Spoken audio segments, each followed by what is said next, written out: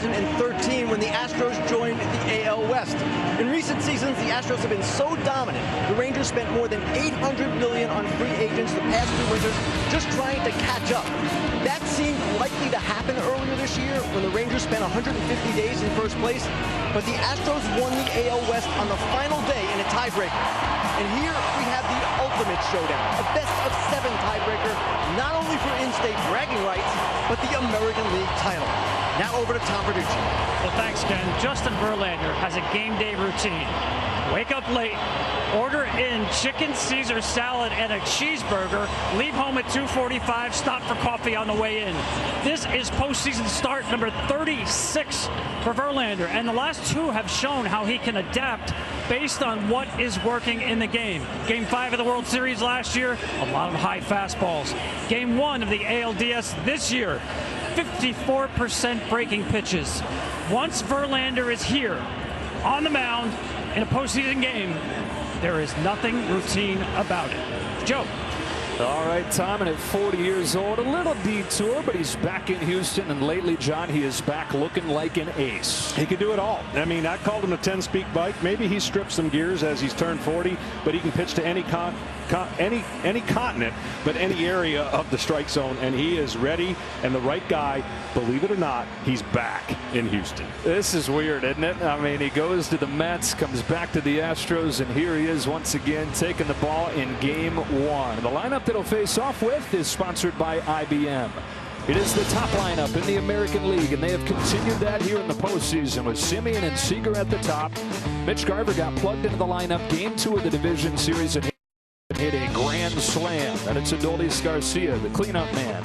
Evan Carter, the rookie, just debuted a little more than a month ago. He bats 5th, has been a revelation for the Rangers. Jonah Heim catches. It's Lowe, Young, and Tavares to finish things up for Bruce Bochy. Tonight's FanDuel Live same game parlay.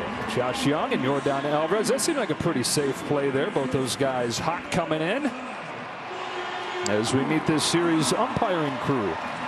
Behind the plate is a first-timer in the championship series, Stu Sherwater. And Justin Verlander, for one, happy to have Stu there. He's unbeaten when Sherwater's calling balls and strikes. He's got a sub-2 ERA. That guy behind the plate. After a 6-year playoff drought and after blowing the division in the final weekend, these Rangers have steamrolled their way to their first ALCS in 12 years. 7th consecutive championship series for the Astros.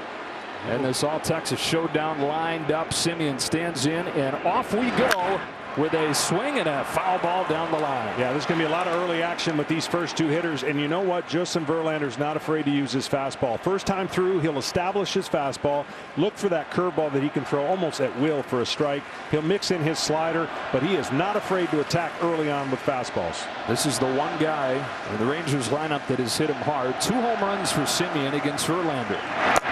On the corner with a slider, and it's 0-2. And the beauty with him is that little slider right there might not look like much, is very effective. And there's the breakdown that you're going to see from Verlander. Watch as the game progresses. High fastballs against this Rangers team will be the key for Verlander.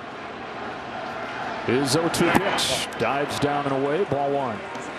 6 scoreless innings, game 1 of the division series against Minnesota. Took him some time to find himself in that game. There was a bunch of traffic the first few innings, but as he so often does, figured it out. Just 1 base runner over the last 3. Is 1-2. Is bounced up the middle to a perfectly positioned Jose Altuve. His wide throw is pulled down by Abreu. And Abreu tags in for the first out. Oh, Abreu, taller first baseman here, as the ball had some spin, and then you see him put the tag right before he gets the foot to the bag, and luckily did not hurt himself. So 1 gone. I'm going to get out of the way quickly here because I know Seager's probably swinging first pitch. How in the world do you pitch into this? He's going to attack him. At least when everything that I've watched, he's attacked him early with fastballs, and then the second and third time around he changes his routine. Most aggressive hitter in baseball, Corey Seager. First pitch curve grounded through the right side, and his monster postseason continues on the first pitch that he sees. You were right. You got to get out there fast because he's definitely created an awareness to everybody who faces him. It does not matter where that or what pitch it is. If it's in the zone, he's going to swing. And right away, he got a curveball and saw it up in his eyes and grounded it in. Now, this at bat here, you go into this at bat, he's been hot, but he has not liked facing Justin Verlander.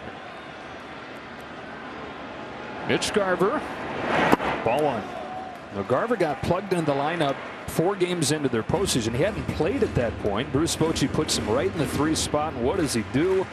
It's a grand slam. And the lineup didn't have him in there the day after that, but Bruce said, I've got a rule. You hit a grand slam, you're in there the next day. Here's a temper to Verlander. 1-4-3. Off and rolling in the league championship series. The Astros come to bat when you come back. Sponsored by IBM. It's Altuve and Bregman at the top, and then the monstrous Yordan Alvarez. Jose Abreu's gotten it going this postseason. Kyle Tucker bats 5th, and Chas McCormick. Mauricio Dubon in center field with Jeremy Pena, last year's World Series MVP, and Martin Maldonado. The Rangers got Jordan Montgomery at the deadline from St. Louis, and timing is everything. They got a guy who seems like he's on a mission. Yeah, release point mechanics seem on point. He's going to try to stay out of the middle of the strike zone. This is a team that swings a lot, but doesn't miss it, swing and miss a lot. They do not strike out, and this is going to be the breakdown he's going to use to try to get the lanes east to west, where Verlander's going north to south. Jose Altuve, who hit a home run on the first pitch of the division series. Ready to lead off the championship series. Breaking ball, strike one. He won't repeat too many pitches, although to Altuve later in the game, he'll throw him a lot of breaking balls, try to get him off that sinker, because Altuve can swing in the left-hander's batter's box and reach it and get a hit. On this 0-1 from Montgomery, he shows blind, so he led off game 1 with a home run. He led off game 2 with a bunt single. Jose Altuve, after a horrible postseason last year, great year this year when he was healthy, and much better start to this postseason than last one. 1-1, Altuve hits one in the air, left center field. To the edge of the track goes Carter. He just got under it for the first out.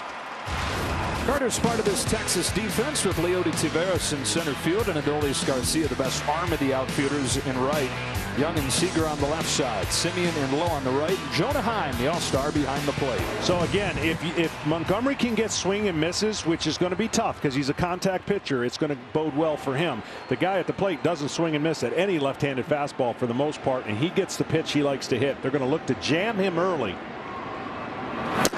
And that's where he's got to live, on that line. It's like field goal post. If he can stay on each side of the field goal post, he's going to be fine, because ultimately they want to get Bregman out away because he loves the ball middle third. You see him choking up on that bat. It's kind of a snapshot of what he's going to do. So hard to strike this guy out. Hooks one to the left field corner. Carter on the move. Leaping grab. Evan Carter, who's made his impact in the batter's box since he came up a month ago, makes a nice defensive play right there. He sure did. This is one of the toughest left fields to play because of that fence. It's obviously a miniature green monster, and if you can hook the ball in this field, you're going to get rewarded a lot. And you got to know that it is the shortest distance other than in Boston. You feel like you're almost in the infield sometimes, but you got to protect against the crazy bounces off that wall. All right, Johnny, here is the most terrifying man in October. How in the world are you pitching to this guy? Just like this. 2 outs, nobody on. Right. And he's got a bunch of bases open, but he's going to breaking ball him, try to get him to expand away. And I don't know if he can get up and in enough on him, but that's where you've got to pitch Alvarez. He's got only one area right now of weakness. So the target is, it's a fastball fouled off. 4 home runs in the division series against 4 different pitch types. That is where you want to get the ball, okay? And you want to get it there and keep it away from there, because that is going to be deadly.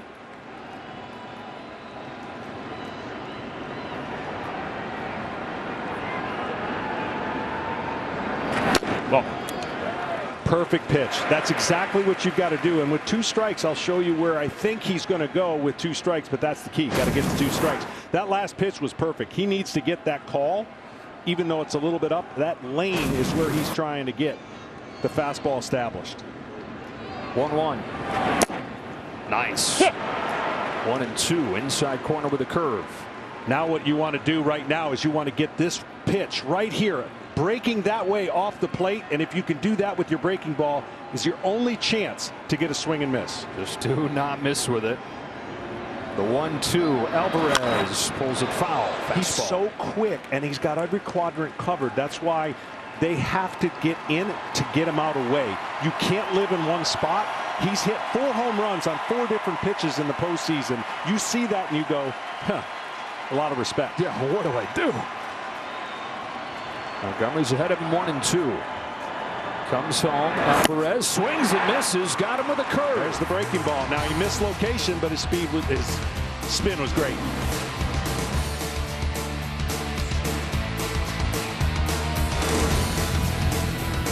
He's looking for a fastball up. If it's down, he takes it. If it's up, he lets it go. First pitch. That is Adolis Garcia. He got a fastball. Chopped it to short. 1 pitch. 1. That's what you got to get in the playoffs. And you know guys are going to make contact early. You've got to get 1 pitch outs. Those are huge, and they go a long way to pitching longer in the game, of course. Well, Justin Verlander shut these Rangers down back in early September as part of a 3-game rout.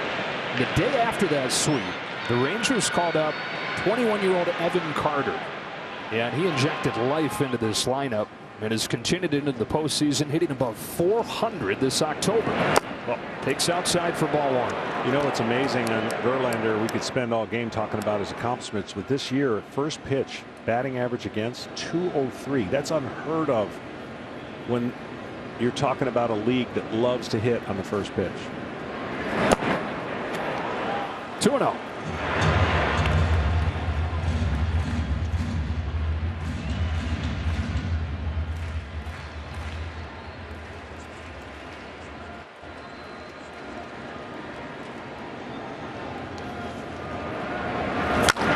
Carter hits it hard and it streaks under Abreu into right field. Carter makes the turn on his way to second, and he will get there. Hustling his way in with a double. I'm telling you, he did a little bit of a deke. He kind of went around the base anticipating and then turned it on when he saw Tucker look at him. The ball gets deflected, slows it down, goes to right field. But when he's running, watch him come around the bag. All right, he knows it's a hit. He's got a hit. See him slow down a little bit right there and then take off. And that's all it took for Tucker to be just a fraction late to second. That's an element that he's added to this team. In addition to his on-base ability, he is their fastest guy and aggressive and crafty right there. So the Rangers have their first man in scoring position for their catcher, Jonah Heim, who takes ball 1 from Verlander. You know who liked those 4 days off? This guy. That guy. He's catching the last 100 games in a row, it seems like, for Texas. And he enjoyed, I'm sure, the time off. 28-year-old all-star catcher bangs the ball to right center field. It's down in front of Dubon, who's got a good arm, but his throw won't have a chance to get Carter. Texas 1, Houston nothing on a base hit from Jonah Heim. A well-rested Heim makes it 1-0. He's got a little hitting streak going in his postseason career. I believe that's 6 now. And I think for the Texas Rangers, this is what we've seen in the postseason. They can get on the board quick, and they make you pay if you make mistakes. Not an awful pitch, but caught too much of the plate.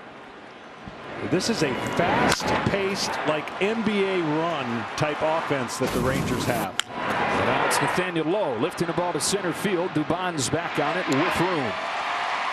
Everybody we talked to about the Rangers, from Baltimore to Tampa Bay before that, and now Houston, what's the key to slowing them down? It's like, yeah, you got to avoid that run. You got to, like you're talking about the basketball runs, you got to get a timeout in there before it happens, because it can happen so fast. And the reason it does, Joe, is the bottom of their lineup that's coming up right now is really, really good. Maybe the best in baseball. And that's the difference between these two teams. 8 and 9, big time advantage Texas, and what they can do and turn the lineup over. Yeah, this is really where you feel that link. You got an all-star rookie in Josh Young hitting 8th, and here's what they've done this postseason. 382 with 11 runs scored. I mean, it's just been amazing all year to watch them, but they have disappeared at times, and they're hoping the playoffs they don't. That's into left center field off of the end of the bat, but Young's able to dunk it in there. 3rd hit of the inning for the Rangers.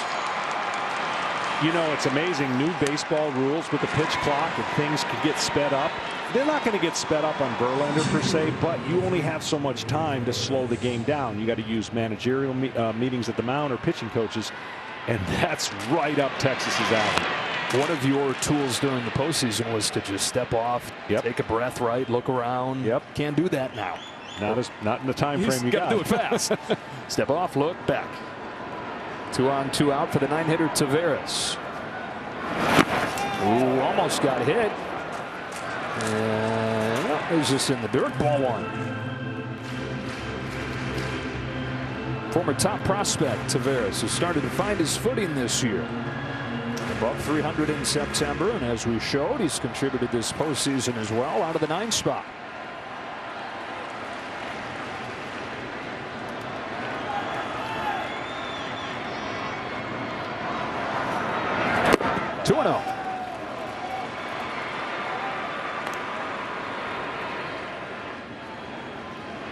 Well, that curveball that pretty much throws a lot for strikes in this inning now with traffic on. Good takes by Taveras to get the working ahead in the count. Another. I think that's the thing that as you watch the Rangers becomes extra impressive. You know they score a bunch of runs. You know they've got guys that can hit it hard, but the patience and the ability to grind down a pitcher has been on display throughout this postseason.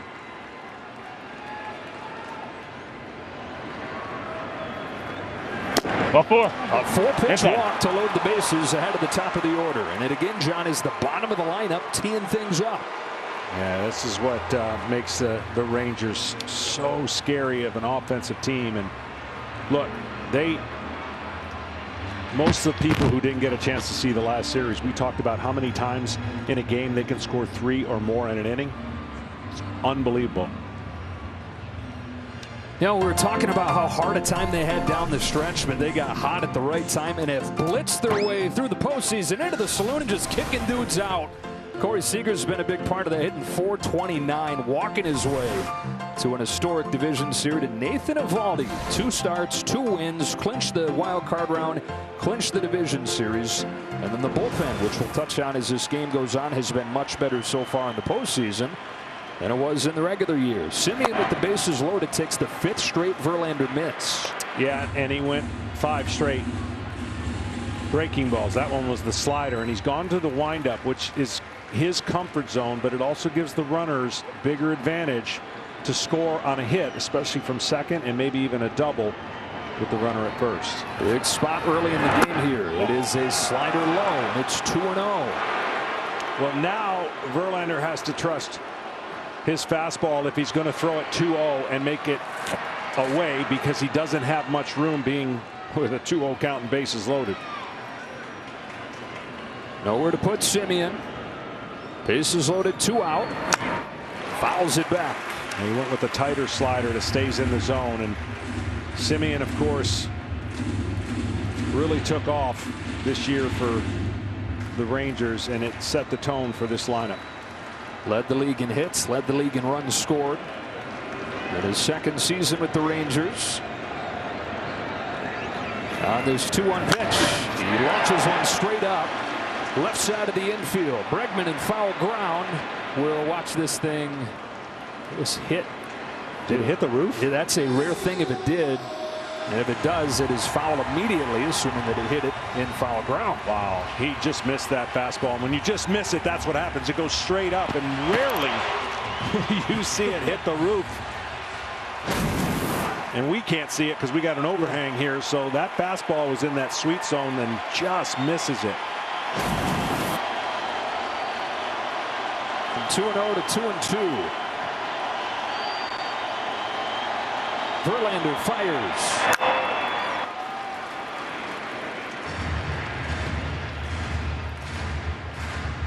This has been where Verlander's been extra good. Dusty Baker said before the game today he's been good at times, he's been bad at other times, but he always seemingly finds a way to get out of these jams.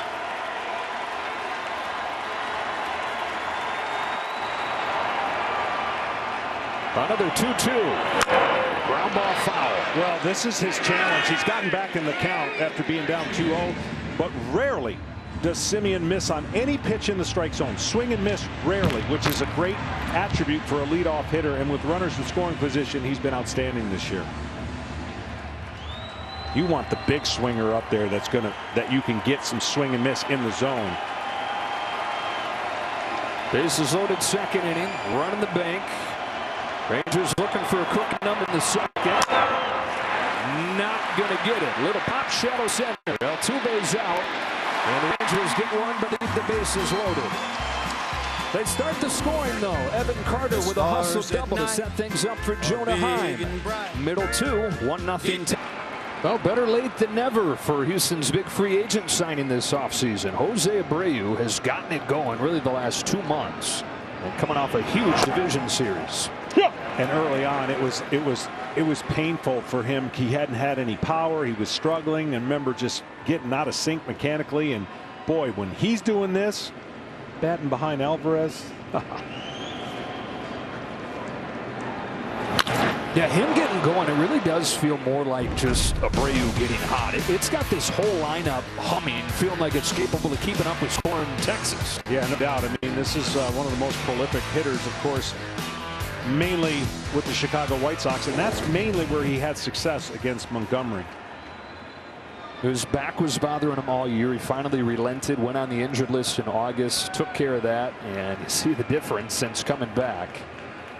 Led the league in runs batted in the final month, and then 3 home runs, 7 knocked in the last 2 games of the division series.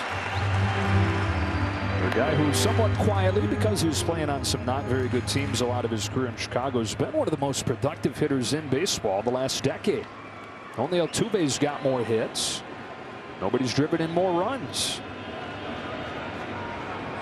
And a 1-2 from Jordan Montgomery. Abreu takes outside. There's the pitch. That pitch not thrown a ton. That changeup can be huge against the Astros hitters. With Abreu super aggressive with 2 strikes out of the zone, and that's where they tried to go the last 2 pitches. Coming inside with a 2-2, and a fastball's fouled back. Customize your home feed with your favorite postseason team. Watch daily recaps, get personalized stats, highlights, and breaking news every day, all on the MLB app. 30-year-old Jordan Montgomery out of Sumter, South Carolina. Home with another 2-2. It's a fastball taken high. Well, what he does with his fastball is he'll throw the 2-seamer that gives the illusion of movement, which it does, and then that 4-seamer just actually has more pop. That's what he tried to do inside there. I wonder if he'll go 3-2 changeup here to the leadoff batter.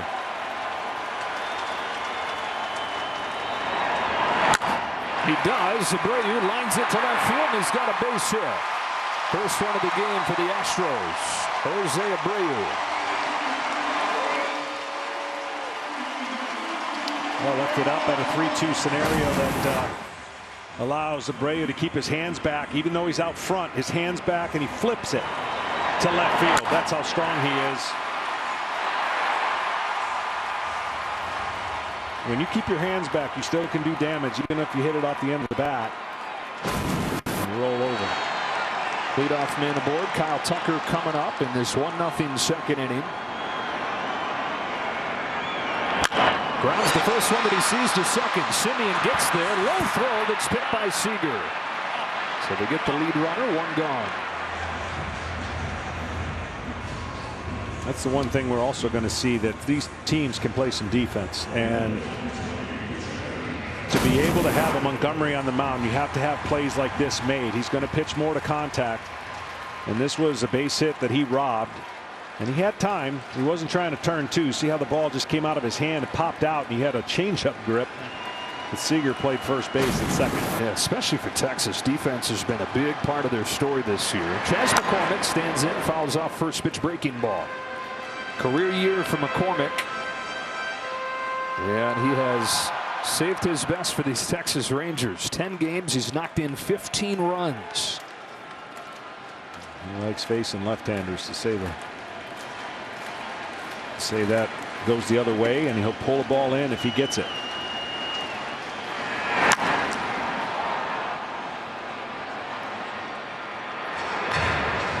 0-2 on McCormick. The defense for the Rangers, those 57 years, the fewest that they've committed in franchise history. And not just making the sound plays, but big plays in big moments throughout this postseason. Josh Young had a double play in Game 1 of the division series that turned that game and perhaps that series very early. McCormick gets to this inside pitch, flies it to center field for Taveras.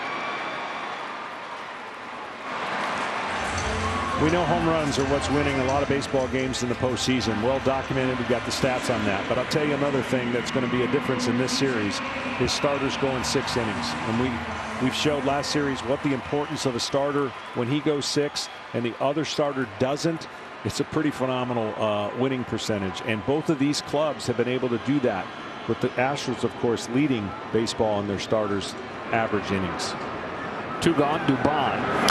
And especially important, John, it feels like, for the Rangers to protect that bullpen. Yes. The bullpen has been good this postseason, but it's been because they've scored enough where it hadn't mattered. In the pitching, the starters have gotten deep to not expose.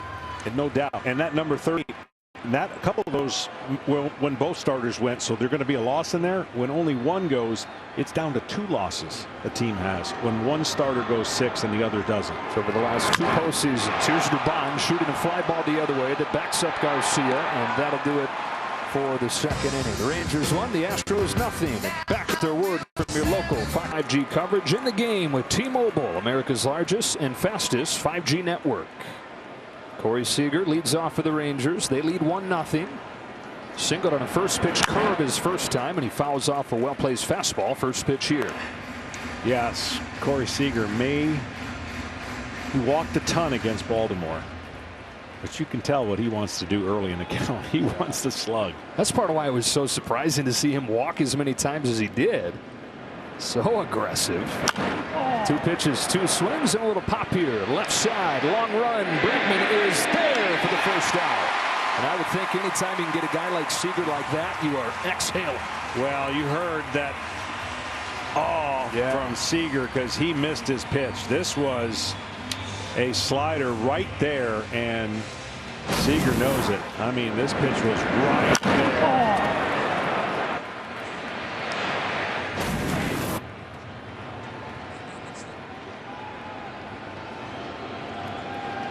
Garver with 1 away. First pitch curve, top of the zone for a strike, and we go down to Kenny. Justin Verlander so far, guys, 17 swings against, 8 fouls, no misses. Very breaking ball heavy so far, and he's throwing breaking balls more and more throughout his career. Leaned on it in his division series start.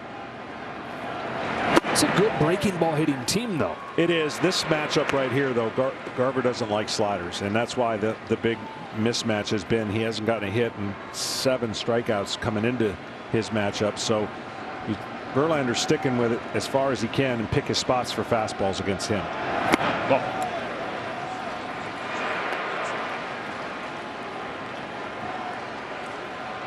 He can slow you down with the big breaking ball, the 12-6. That's basically, he's going to go top to bottom off his fastball, and then he can throw that tight slider that stays in the strike zone and gets the corner like that. Well done. Easy one in center field for Mauricio Dubon. 2 up and 2 down in this 3rd inning. And our player profile sponsored by Liberty Mutual. Justin Verlander, who debuted in 2005 and is now in his 18th season. 13 years in Detroit. Look at him back in 2011 when he won the pitching Triple Crown. 257. He's within range with the way he's going of threatening 300. He, of course, has 3 no-hitters in his career. His career that is headed straight to Cooperstown. Looking for a 3rd World Series this year. Adolis Garcia slaps the first one down the line towards the corner and just foul. Well, you can't wait around getting ready for these guys when they step in. Especially the fastball down. That's the pitch that the Rangers are going to have success against Verlander. It's got to be on that pitch, because when he throws 60% fastballs up, and that pitch is very difficult to get on top of with the angle of which he releases the ball. He releases the ball so high that pitch right there, catching a little bit too much of the plate, was the pitch that Garcia would like to have back. Another high one and fouled back. I mean, you tip your hat if you can get to that. at the angle, because now he can go in so many directions. He can drop a curveball off of that, or he can try to elevate even more with 2 strikes to get his eyes up on the pitch that he just got done fouling off. Verlander is 0-2. Good take, ball 1. See the difference there with the slider. He was trying to paint and get a called strike 3, but that slider you can track a little bit more after seeing a high fastball than the curveball. Your eyes go up and you almost kind of bail on the breaking ball. There's 1-2 pitch back to the slider, and it misses badly.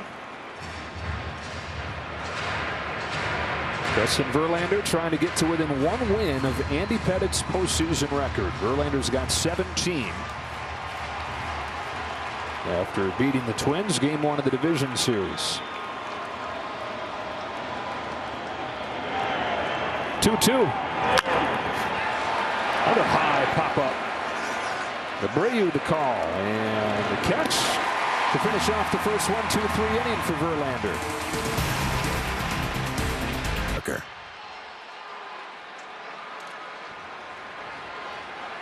Jeremy Pena leads off the bottom of the 3rd for the Astros. Down 1-0, game 1 of this American League Championship Series. And he takes ball 1 from Montgomery. That's a big thing. Didn't swing. Yeah, he loves the swing. And he has done so to great effect on this stage before. The ALCS and World Series MVP as a rookie last year. Postseason Pena, different guy. 1-1. Well, can I blow your mind for a second? Oh yeah, blow my mind. All right, that's the 37th swing in the game. Only 1 swing and miss. That tells you how good these offenses are, and the swing and miss came from Montgomery.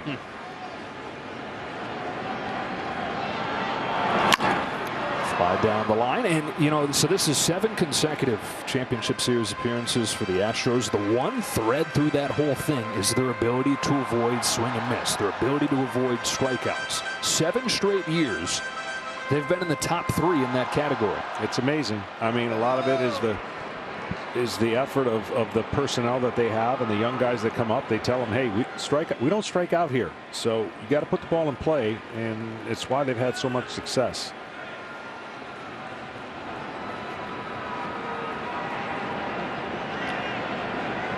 One-two pitch, and then you look at the other side. We talk all about the Rangers offense, how impressive they are, and you start to compare, and it's like, they're kind of doing what has made Houston so good for so long. Yeah, absolutely.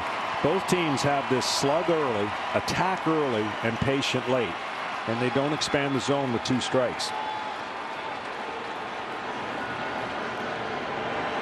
Montgomery to Pena with a 2-2 pitch. Chopper, Seager, one shortstop to another.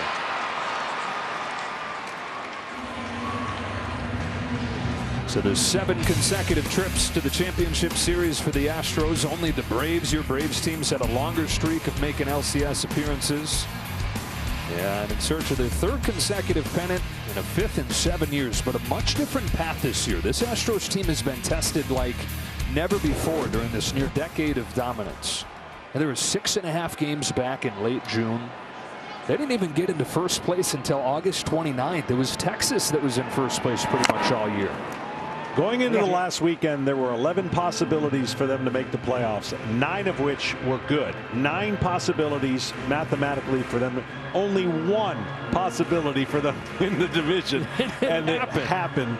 And of course, Texas wasn't happy about that, flying all the way to Seattle, but they've since turned that around, and that energy is turned into, like, we're going to show you that we're ticked off. And they've showed it by winning 5 straight games.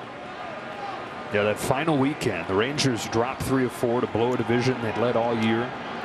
Astros won 4 in a row to win the division yet again. Martin Maldonado, who has homered twice against Montgomery, takes the ball in the dirt 1-1. A different path to the same destination for these Astros, and it's the same roadblock for the rest of the American League. Dusty Baker's experienced bunch. It shows you a lot. When the Royals came in here and swept them, there was this, oh my goodness, could it be that they missed the playoffs? And now they have home field throughout the playoffs. It's amazing on how it worked out. But Dusty and his crew, I mean, both managers, my goodness, they know how to navigate this time of the year, and it shows up.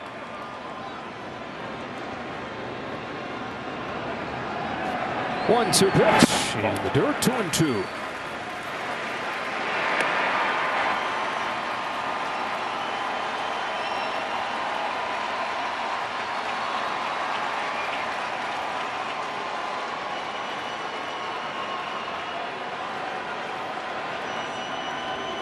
The Astros catcher Maldonado on a 2-2. Takes in the dirt and he's worked it full.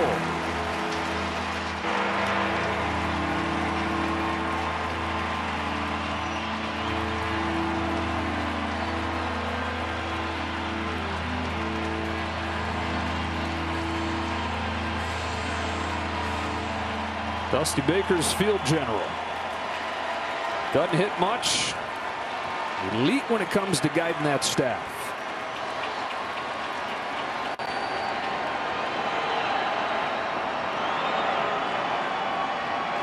The payoff. Ball 4. Both 9 hitters have taken a walk.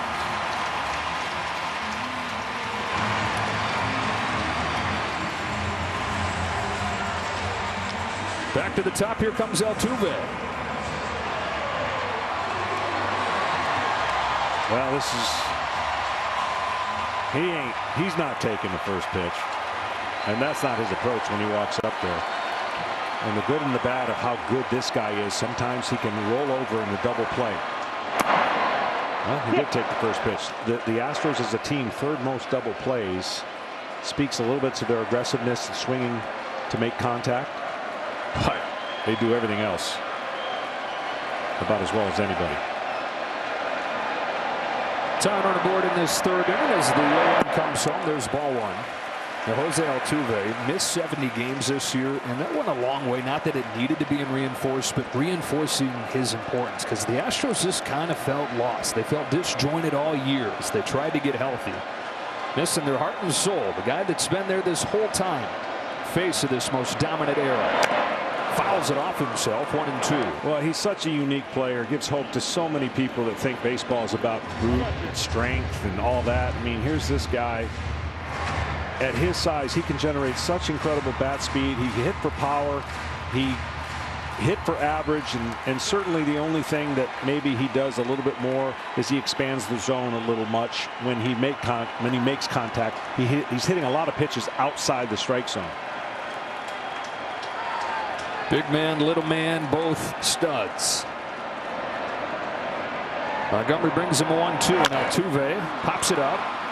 Short right center field. Simeon says that he's got it. He does.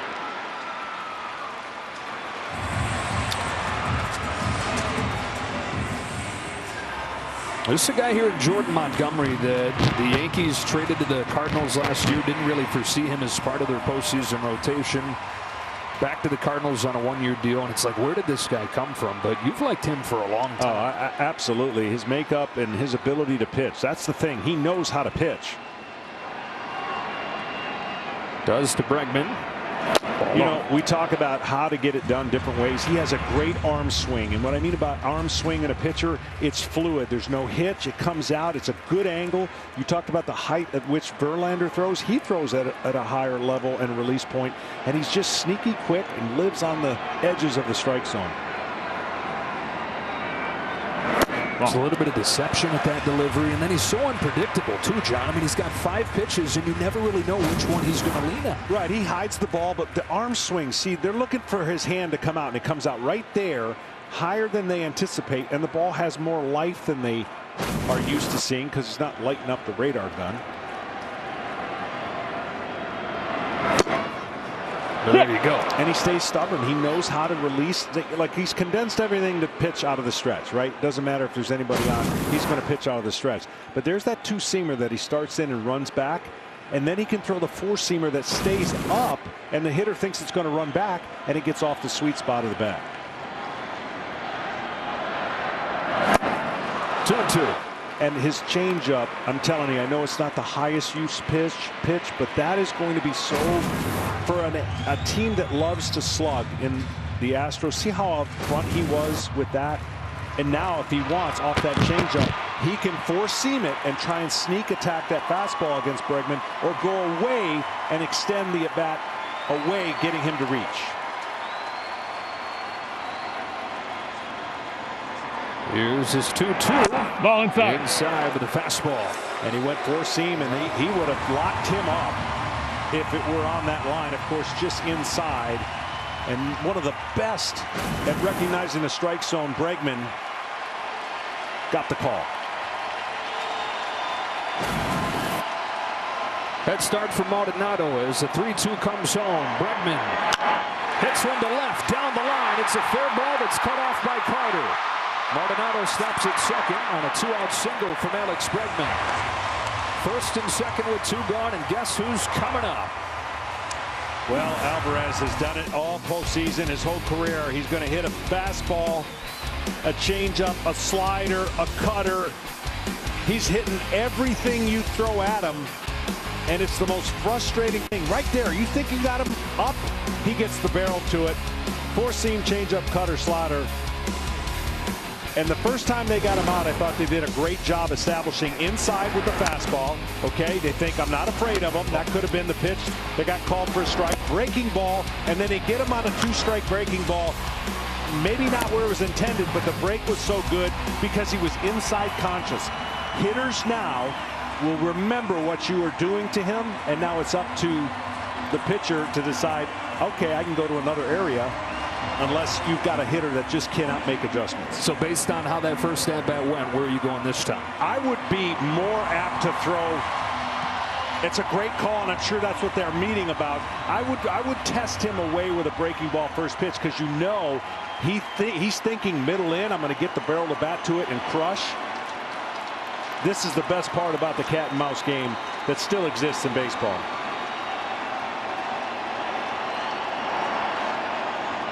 Yordan Alvarez takes inside.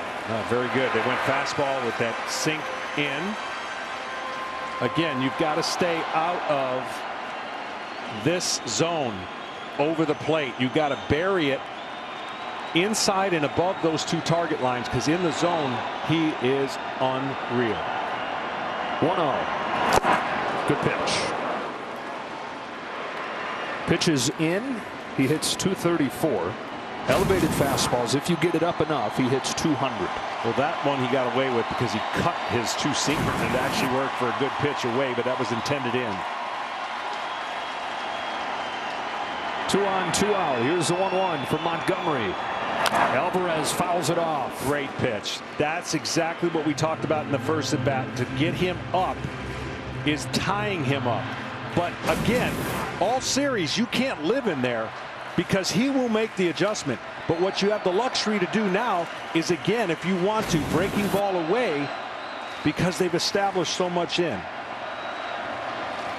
Struck him out on a curve his first time on this 1-2 pitch here. Montgomery goes with a high fastball, 2-2.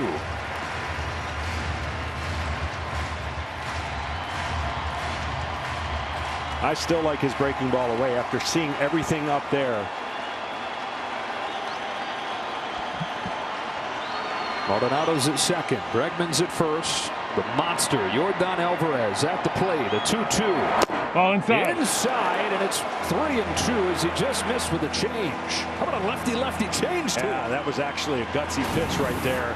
That just tells you he's connected to his pitching, because you pull that at all as a changeup.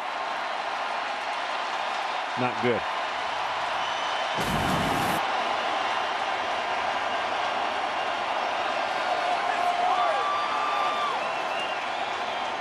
The payoff. Fouled off.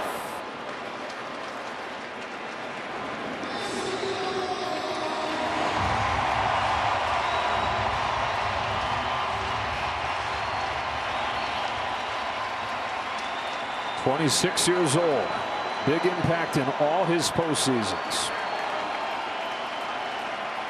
Trying to get the Astros on the board in game 1.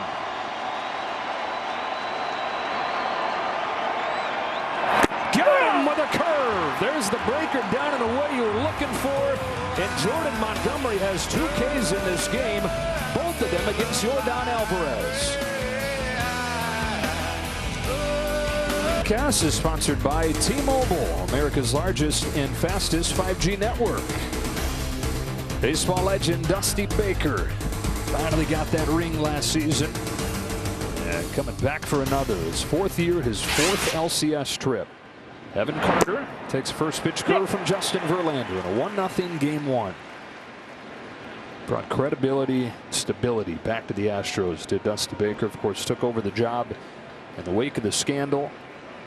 Guy that's been in baseball for more than a half a century. Back-to-back curves. Nice pick by Altuve for the first out of the 4th. Tom Verducci's got Dusty Baker. Well, thanks, Joe. Dusty Baker, Justin Verlander has said with extra rest, sometimes it takes a while to find the command. Do you see it improving in these last couple of innings? Oh, yeah, definitely. And, you know, he's throwing the ball well. And, you know, Carter's hit the ball hard off of him. You know, like that's one guy we don't know too much about. And he just made a good play. Altuve did right there. But I tell you, you let Verlander get into the middle innings here, he's extremely tough. On the other side, Jordan Montgomery, you knew he mixes up pitches, but he's gotten 6 of his 9 outs on the fastball. What adjustments do you want to see from your hitter second time through? Well, you know, we haven't seen him that much, and he's throwing harder than I recall. I mean, I looked on the board up there, he's 93, you know, 94. He's hanging that curveball, so hopefully he'll hang that to one of our big boys, and we'll hit him out of here. Thanks so much, Dusty. All right, thank you. Jonah Heim's up there. 1 gone in the 4th. Taken inside, 1 ball, 1 strike. One of the many subplots in this championship series is this matchup of 2 future Hall of Fame managers, and Dusty Baker and Bruce Bochy. Both in their 26th year. And both more than 2,000 wins. 2-1. Bochy's won 4 pennants. Baker's won 3. More than 100 postseason wins between the 2 guys combined. 4 World Series rings after Dusty got his last year. And just no numbers that can describe the respect those guys have across the game. Bregman going to give this one a look. Dead sprint into foul ground to get there.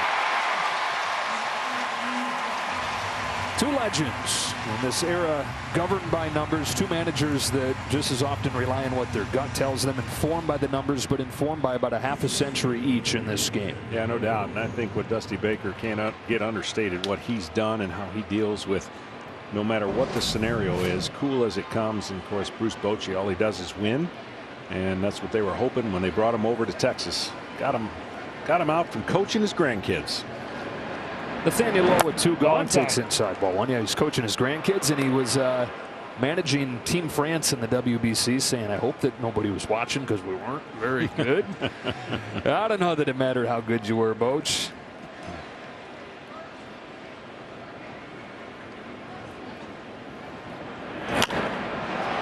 Bregman again.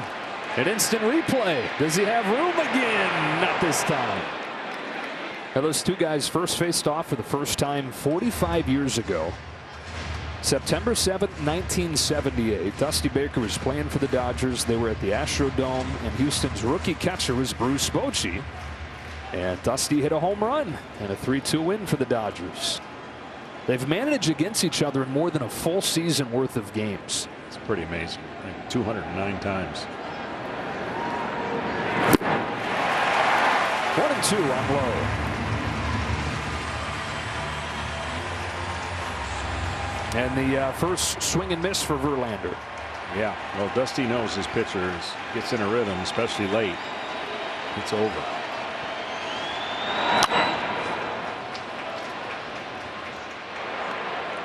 People don't understand at home. They see, you know, certain things in there like, why did hitters swing at that pitch? Because it comes out of his hand looking really good and then stays and holds plane up. And it's so hard to get on top of that pitch for any hitter, whether right-handed or left-handed. Fly to left center field. No big deal for Chas McCormick, and that is 7 straight retired by Justin Verlander in this Texas matchup, in this legendary skipper matchup. Dusty Baker, Bruce Bochy. American League Championship Series on Fox is presented by Loan Depot, and Game 1 is 1-0 Texas. Jose Abreu starts the bottom of the 4th against Jordan Montgomery.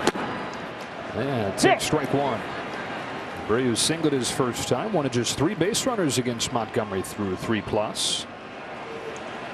It's a good Astros lineup, clicking at the right time. 10 home runs in the division series. You knew all that. You watched all that. But you said, I still like Jordan Montgomery tonight. Yeah, he's funky and does enough to get a really good offensive team that we talked about makes contact just a little bit off their game. Now, we'll see how many times he gets to go through the lineup to do that. 1-2. And one thing about the Texas Rangers that'll be a theme moving forward, if they are to continue winning baseball, they haven't played many close games, especially in the postseason. And you'd think the Houston Astros know, been there, done that. They can win all those close games, which they have. We'll see how this series, if it stays close, how the bullpen for the Rangers reacts. 1-2 pitch. 1 gone in the 4th as he gets him with a high fastball. I talked about that 4-seam fastball. It's a little bit better than they give it credit for. There's the 4-seam grip. It rides up, and hitters have a hard time, especially with 2 strikes, thinking, I got this. I'll get on top of it. Looks juicy, right? Sure does. Baya. Another aggressive hitter stepping into the plate, and Kyle Tucker. Another one that is historically good. Left-hander against left-hander. Pinpoint, strike 1. Yeah, I'd say the Houston Astros like facing left-handed pitchers. A lot of the stats scream left-handed pitches is their forte.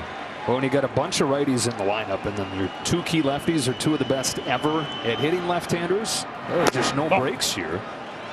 Montgomery gets squeezed a little bit there. 1-1.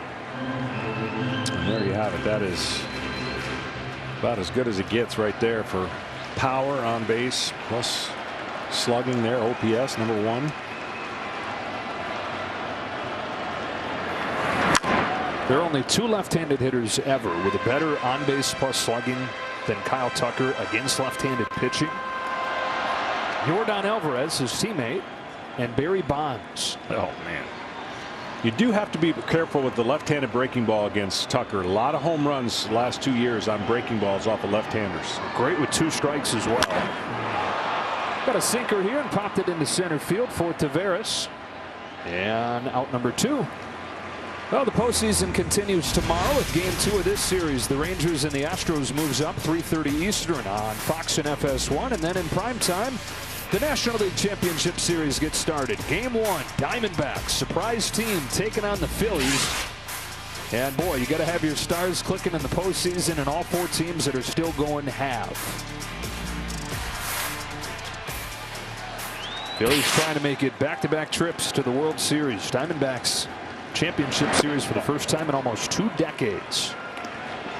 It'll be Zach Gallen in Game 1 tomorrow against Zach Wheeler. Chas McCormick fly to center his first time. Shoots one to right center field. Taveras stumbled a little bit coming out of the box and probably wasn't going to have a shot anyways. And a 2-out base hit for McCormick. Yeah, he hit that off the end of the bat. Center field here is a lot of space. That's where you want if you're a pitcher. You want the ball in center field, especially if it's in the air. Because down the lines, you can do some damage.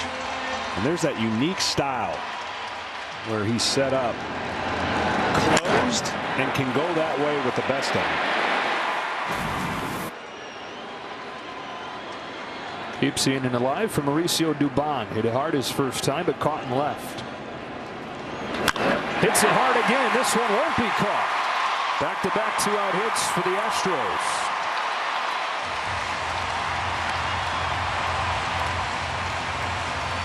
And Jeremy Pena gets an opportunity here. Good and the bad with these 2 back-to-back, meaning they can get their hits, which they've proven, but they'll swing a lot early too, and you can get those quick outs. So when you have 2 guys back-to-back and you make your pitches, the innings are quicker and you save those bullets. So right here, still going to be the same thing. Very aggressive, and I wouldn't think he's not ready to swing on the first pitch here. 2 on, 2 out. Astros looking to get on the board. There's ball 1.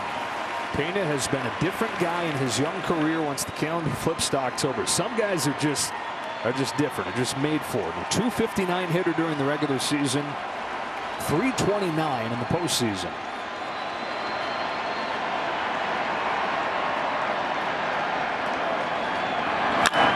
Base hit left field. Station to station, early stop sign given by Gary Pettis. That ball got on Carter in a hurry, and the bases are loaded for the Astros. That's the difference what I was talking about in left field. The left fielder is going to play so shallow because balls that are hit up over their head is definitely going to hit the wall. So a big break for the Rangers. 3 hits with 2 outs. And you can see Carter, he's got a really good arm. And you see where he's played. And this ball just gets to him too quick. Easy stop sign at third base. Well, you were talking earlier about one of the differences in this very evenly matched series is the bottom of the order. Well, you got 3 straight hits here from McCormick, Dubon, and Pena, but you now have statistically one of the worst hitters in baseball coming up in a massive spot in Martin Maldonado. Yeah, he's the wild card because he's almost up there just trying to hit homers.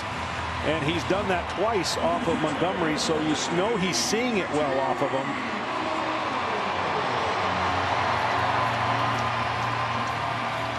Number on his jersey, number of home runs that he's hit total this year.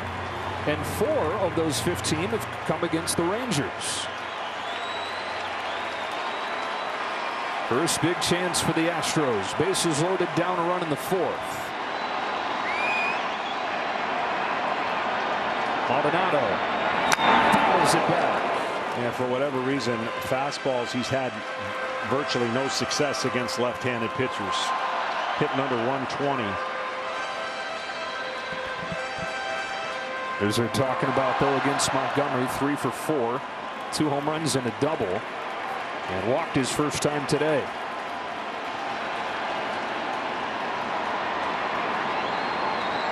The 0-1. Left it up there. These are the situations when you're on the road. You got to stay within yourself because the emotion of the crowd and everything, you know, when the crowd's going like this, you're in trouble in theory because runners are on the base. Andrew Heaney starts to warm as the 1-1 comes home and Maldonado fouls it off. He's a strike away from getting out of it.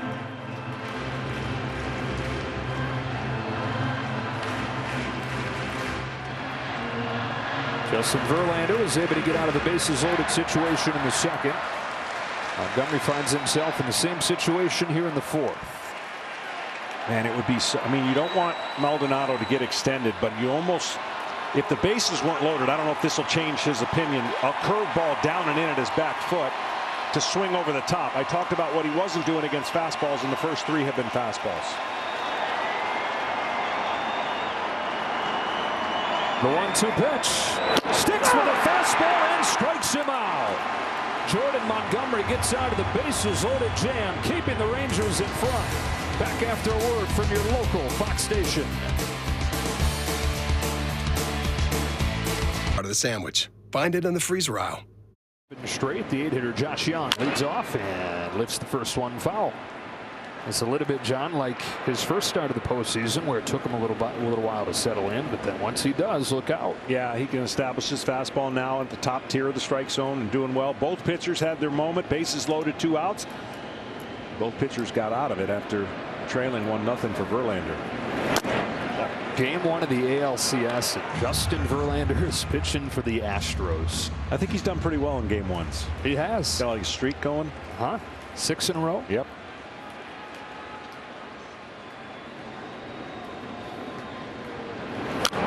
Just kind of a scenic route that he took to get to this one. Going to New York, of course. And, you know, this incredible run for the Astros, his 7-year run doesn't begin without them trading for him in 2017. And it probably doesn't continue without them trading for him again. 8-2 with a 3 ERA since they acquired him, while the rest of the rotation was just struggling to find it. The margin was razor thin for them to get into the postseason. Well, the other thing he's been able to do is add that influence back with the club, with a Framber, with the rest of the staff, getting them locked in for this time of the year and all that they're trying to do and defend. Signed that huge 2-year deal with the Mets, who at that point were one of the big World Series favorites. 16 starts there. Well, then once it became clear they weren't going to contend, and of course Scherzer gets traded to the Rangers, Verlander the ability to have a little bit of say where he ends up with the full no-trade clause. His mind immediately went here to Houston, where he of course had all that comfort, familiarity. And the deal happens. The Astros probably aren't here if it doesn't. That's for sure. Well, this young man, no pun intended here, likes the ball middle to down, closer inside. He doesn't like it away, and that's where Verlander's been trying to get his outs against Young away. Oh, took it. And that was a great pitch that he took. Expanding the zone is the key in the postseason. See which hitters are aggressive, which ones get out of their mechanics. The pitcher with stuff is going to expose everybody in the postseason, but a good take. Young leads off the inning and takes strike 3 as Stu Showalter expands the zone a little bit there and gives Verlander his first K of the game.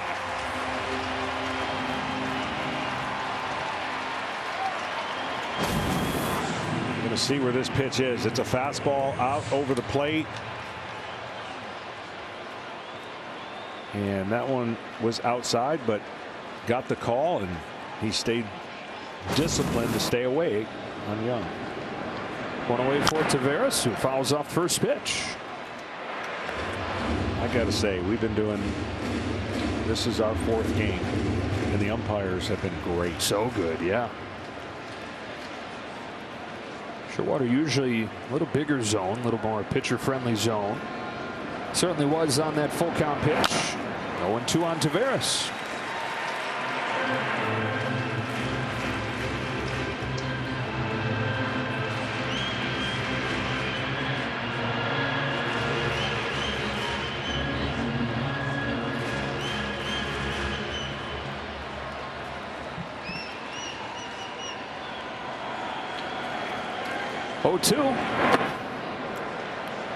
Rare changeup from him.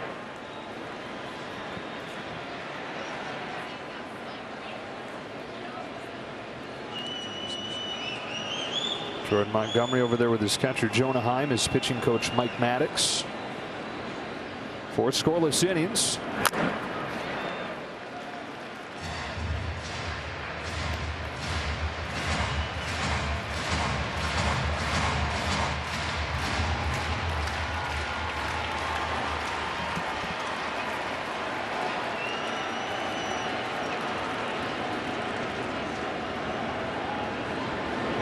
The 1-2 pitch is hit hard, deep right field, and Leody Taveras takes Verlander deep.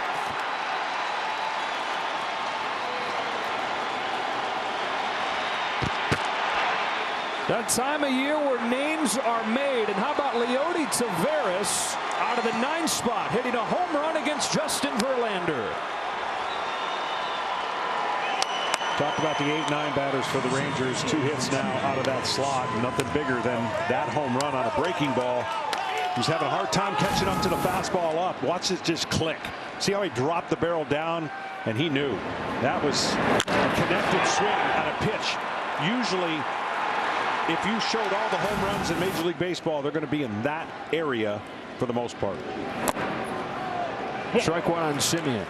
And it's Taveras, 25 years old, a former top prospect who just could not seem to figure it out at the big league level. He's back and forth his first few years. 226 his first 3 seasons, and he was playing athletic defense but just not hitting. 12 home runs those first 3 years. That homer there is his 15th this year when you include the regular season and the postseason together.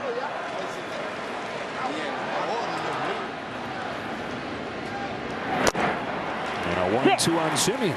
Look, both these teams know they can hit, and for whatever reason there's going to be more consistency out of the Astros now that they're healthier. They were missing their 2 big stars for most of the year, whereas the Rangers had this hot and cold. But when they're hot, they were extremely hot. And even their manager, when we talked to him, he was like, look, I don't know why we disappear at times, but we do. And they disappeared at the wrong time at the end of the year. That cost them the division, and we talked about the travel and everything, but boy, timing is pretty good right now. Yeah, their best time, most well-timed hot streak they've had out of the many that they've had this year. 2-2 on Simeon. This is a team who in August won 8 in a row and then lost 8 in a row. And in September, lost 4 straight, then won 6 straight twice. Before that 2-4 disastrous final week, and now trying to start the postseason 6-0. 2-2. Line to center field. On comes Dubon. Diving catch to finish off the top of the 5th. Or for out number 2 in the top of the 5th. Mauricio Dubon, who Dusty Baker likes to play in center field because Justin Verlander typically has a lot of fly balls, and this guy can do this. Yeah, he timed it up perfectly. He almost could have gotten there at a little more speed without diving, but just a controlled dive. And very nice play, and pitchers always like that. Former infielder taught himself how to play the outfield during the COVID shutdown in 2020. Just watched a bunch of video, called a bunch of outfielders that he knew. Seager takes strike 1. 1 for 2 so far.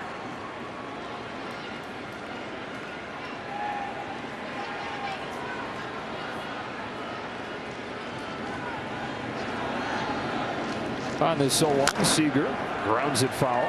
0-2.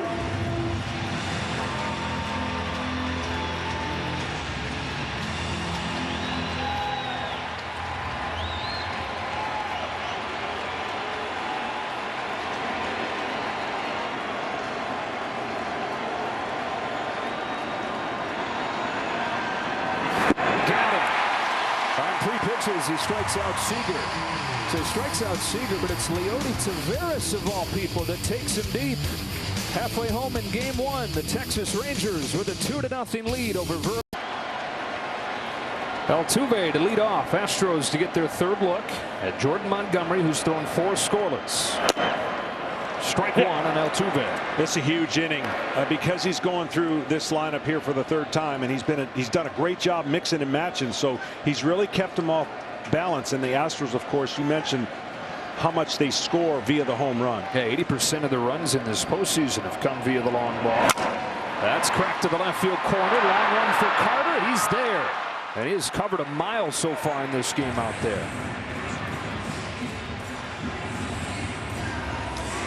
MLB celebrates Hispanic Heritage Month by recognizing the contributions made to our game by the Latino community, past and present. Follow at Las Mayores and at MLB, and visit LasMayores.com for full coverage. At some point, Bregman picks on the first pitch. He's really disciplined. At some point, he shocks the pitcher. And he didn't get a chance to do that. You got to be wary of a guy who you know is really patient, doesn't expand the zone, doesn't swing and miss a lot. And those guys pick and choose their spots to try to rush the pitcher and, of course, slug early in the count. 16 postseason home runs for Bregman after he took Sonny Gray deep game 3 last week. The 1-0 from Montgomery is inside for ball 2. 14 of those 16 postseason home runs for Bregman have come against an all-star pitcher. He came up in 2016. 7 straight LCS trip for him. 2 staples in this Astros lineup at the top, and Altuve and Bregman. 2-1. And that's what he does well. He's disciplined. 2-0. A lot of hitters in the game that come out of their shoes to hit that pitch. He is looking middle third of the plate, and that's it. He'll defend and protect away late, but he wants the ball middle third of the strike zone. Yeah, doesn't swing until he gets it there. On this 2-1 pitch, rolls one to short. Seager with an easy backhand, and 2 gone. Now Montgomery has won the first 2 battles with Alvarez, striking him out both times. And 2 of those 3 times now that he's facing him with nobody on base. A little bit of stress the second time. He got him to swing and miss on what was pound in, and then eventually he went to the breaking ball and struck him out.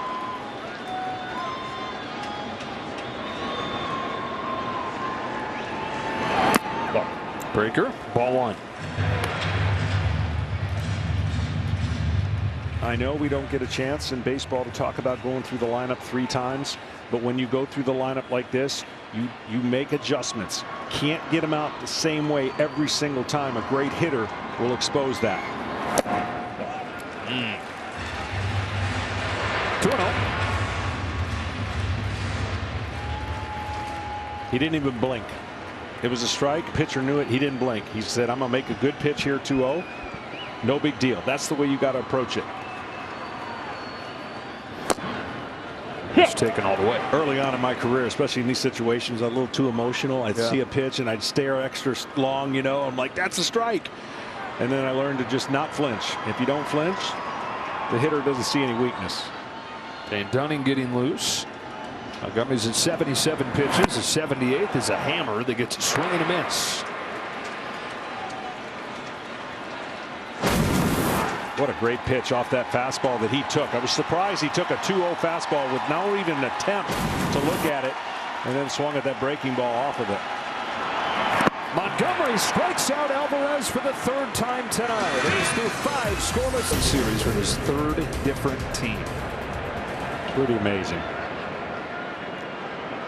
Here you go, guys. As guys talk about just looking down and seeing his calming presence there at the end of the dugout. Team with a lot of guys that have never played on this stage. Comfort having that guy in charge. 3, 4, and 5 coming up here. Strike 1 on Mitch Garver. And he's going to see that steady diet of breaking balls, because that has been now 0 for 9 against Verlander in his career.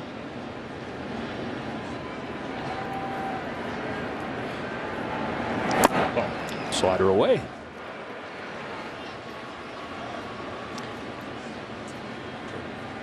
Verlander has a unique style. He's got the back of his foot on the rubber, and as he goes through his motion, he slide his foot and then hook his cleats on that area right there. I could never hook my cleats on there. I think my Hall of Fame buddy Pedro Martinez used to hook his cleats, and as nasty as it could get. And Verlander, of course, pretty nasty and a surefire Hall of Famer, but you don't see too many guys start with the heel on the very front of the rubber.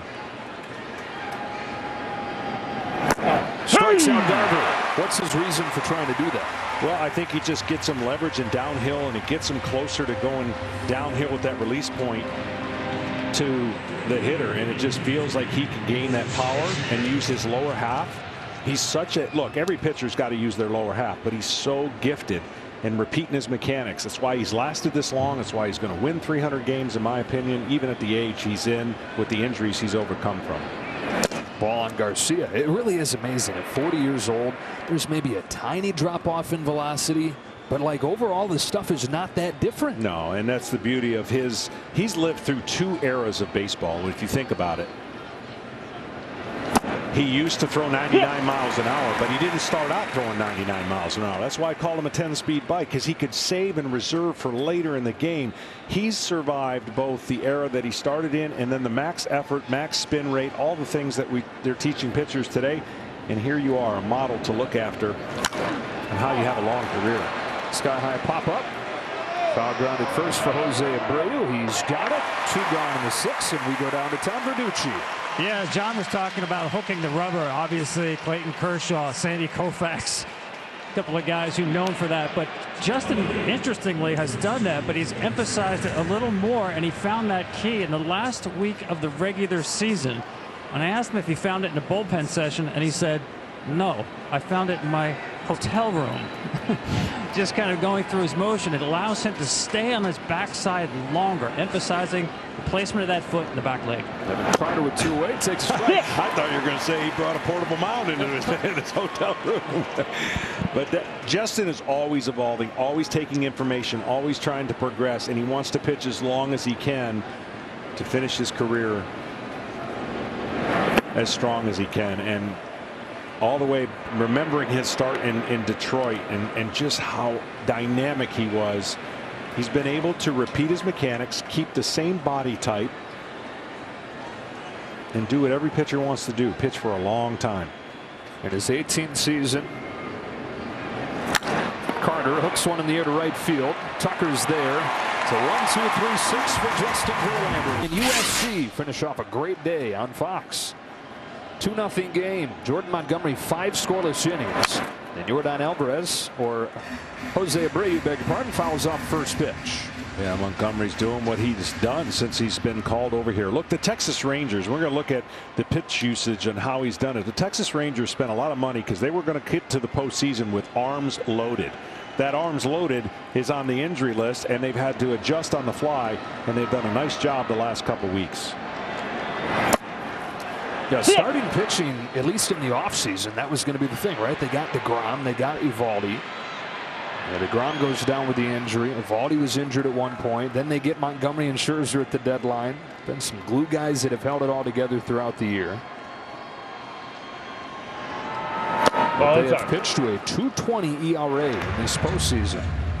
It's been outstanding, and for the future for the Texas Rangers, everybody comes back healthy, they're going to be outstanding again. And this might just be the start of the rivalry. I know the rivalry exists, but you need 2 teams playing great for the rivalry to really kick off, and this is the starting point, I think, for it.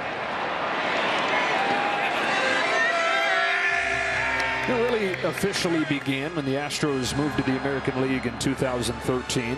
And it's kind of like they've taken turns bullying each other. You had the Rangers going through one of their best stretches at that point, while the Astros were suffering through one of the worst stretches ever. And then it completely flips. 2017, the Astros begin this run where they've gone to 7 straight championship series. The Rangers fell into the rebuild, not to be seen in October again until this year. Swing and a miss from Abreu, and a strikeout for Montgomery.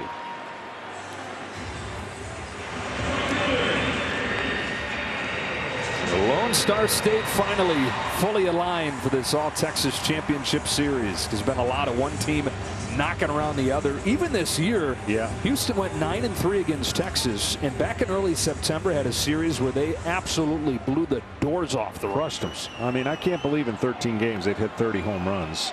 Have the Astros against the Rangers.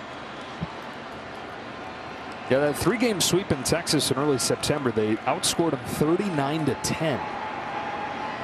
And then stole the division from them the last weekend. Tucker goes up the middle, and there's Gumby. There's Montgomery, who's made some tremendous defensive plays on top of the great pitching in this postseason. You know, the whole dugout is sitting there going, look what he found.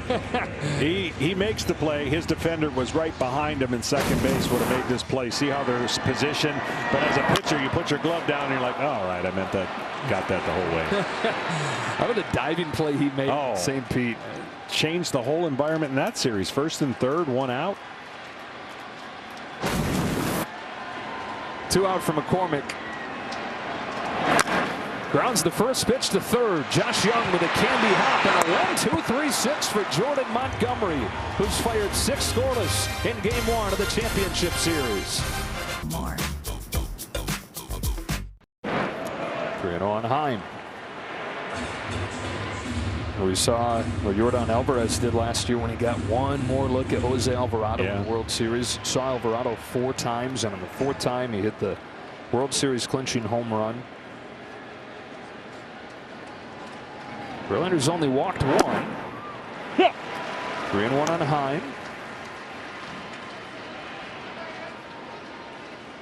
Not nearly as much swing and miss for Verlander tonight.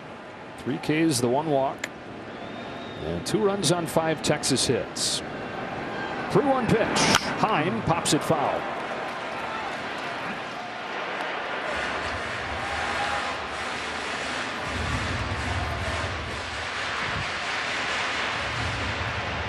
And this is where Verlander is so dangerous, because he can throw any one of 3 pitches in the strike zone with movement.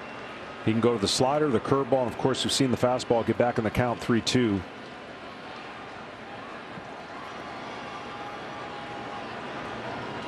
Let's see what Verlander chooses on this 3-2 to Heim. Starting the 7th.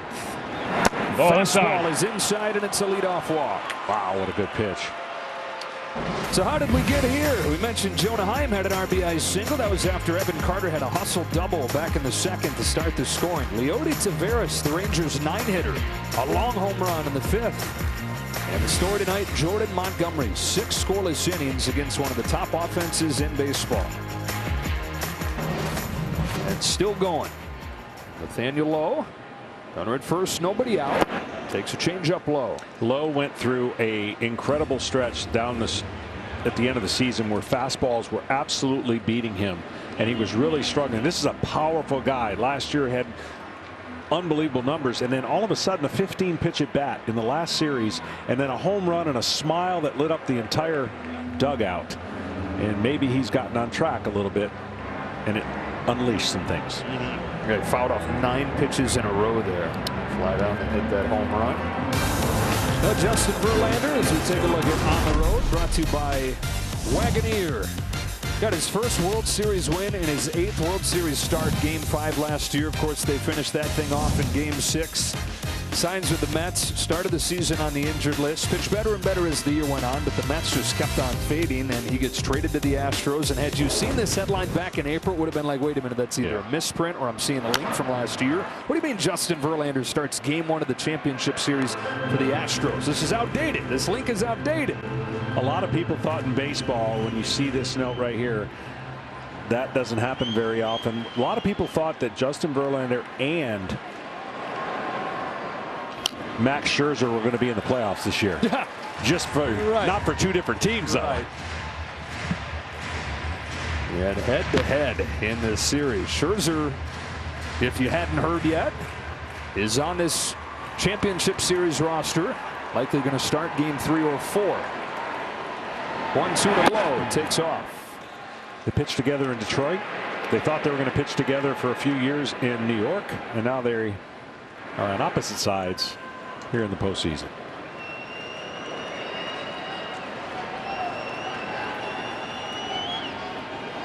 Two. Ball 3. Well, Justin hasn't had a ton of experience this year in the 7th and the 8th, but when he's been in the 7th and the 8th, he's given up nothing. Action in the bullpen. That's Hector Neris.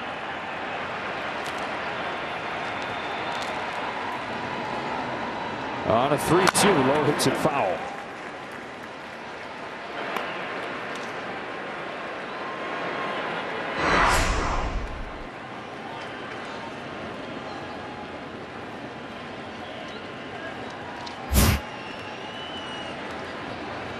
Time at first, his leadoff walk. Another long AB going here. Low on 3-2 again. Takes strike 3. That fastball moves to the inside corner to get Verlander his 4th. Just such a veteran of the moment, and a 3-2 pitch that could have been 1 pitch away from first and second, nobody out. Dots it on the top of the strike zone. Hitter thinks it's going to be in, comes back and catches the corner. That's just an incredible 3-2 pitch. And now it's Young. Got a chase on a slider. Trained on an aggressive hitter. Now, we talked about Texas and Houston. 2 totally different feelings in a close game. Houston's more used to it. They dealt with it. They've had the stats on their side. Texas, not so much. The most blown saves in the regular season. They're tired of hearing about their bullpen, so in the postseason, their bullpen has been fantastic. Only really 1 game they gave up runs, but it was a 9-run lead. Yeah. Otherwise, they virtually have given up nothing, and so their confidence is growing. Well, that's how you win 90 games and make the postseason, even though you have one of the worst bullpens statistically in baseball. They haven't been exposed for the most part, and that's continued into this postseason. You know, they didn't play very many 1-run games, but when they did, they had the 3rd worst record in baseball in those games.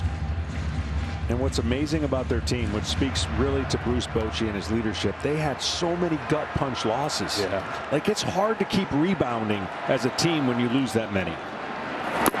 2-2. Especially the way they finished, right? Having the rug pulled out from under them in the division that they led all year. And then it's the old nemesis, the old demon that comes and gets them. The Astros, and they got to fly across the country, play those 2 games in St. Pete, sweep the Rays, go up to face the 1 seed, sweep the Orioles, and trying to get off to a 6-0 start, getting themselves off of the deck to get this postseason run going.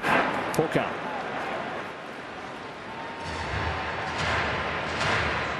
And the 100 pitch coming. Yeah, I think he's batter to batter right now. I think if he loses Young here, you may see Dusty come out and go to Neris to face Tavares. Who hit the home run against him in the 5th. He's gone 4 on all 3 hitters in this inning. He strikes out Young, 2 out. That's just the luxury of knowing you can throw any pitch at any time. And here is Tavares as we take a look at StatCast 3D powered by Google Cloud. His first postseason home run. Hanging breaking ball. They go a long way. And you see exactly the distance, 398.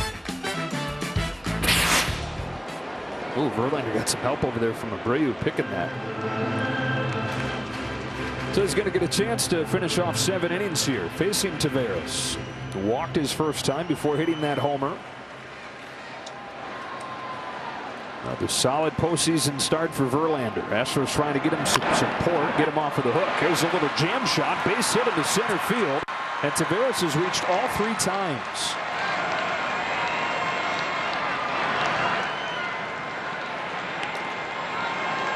That is going to do it for Verlander. The bottom of the order again for the Rangers. Big part of the story this postseason, doing it again tonight. Taker to the bullpen, Justin Verlander, 6 2/3. The book not yet closed, but it's another strong one. The 40-year-old Justin Verlander. You take an outing like that every single postseason game.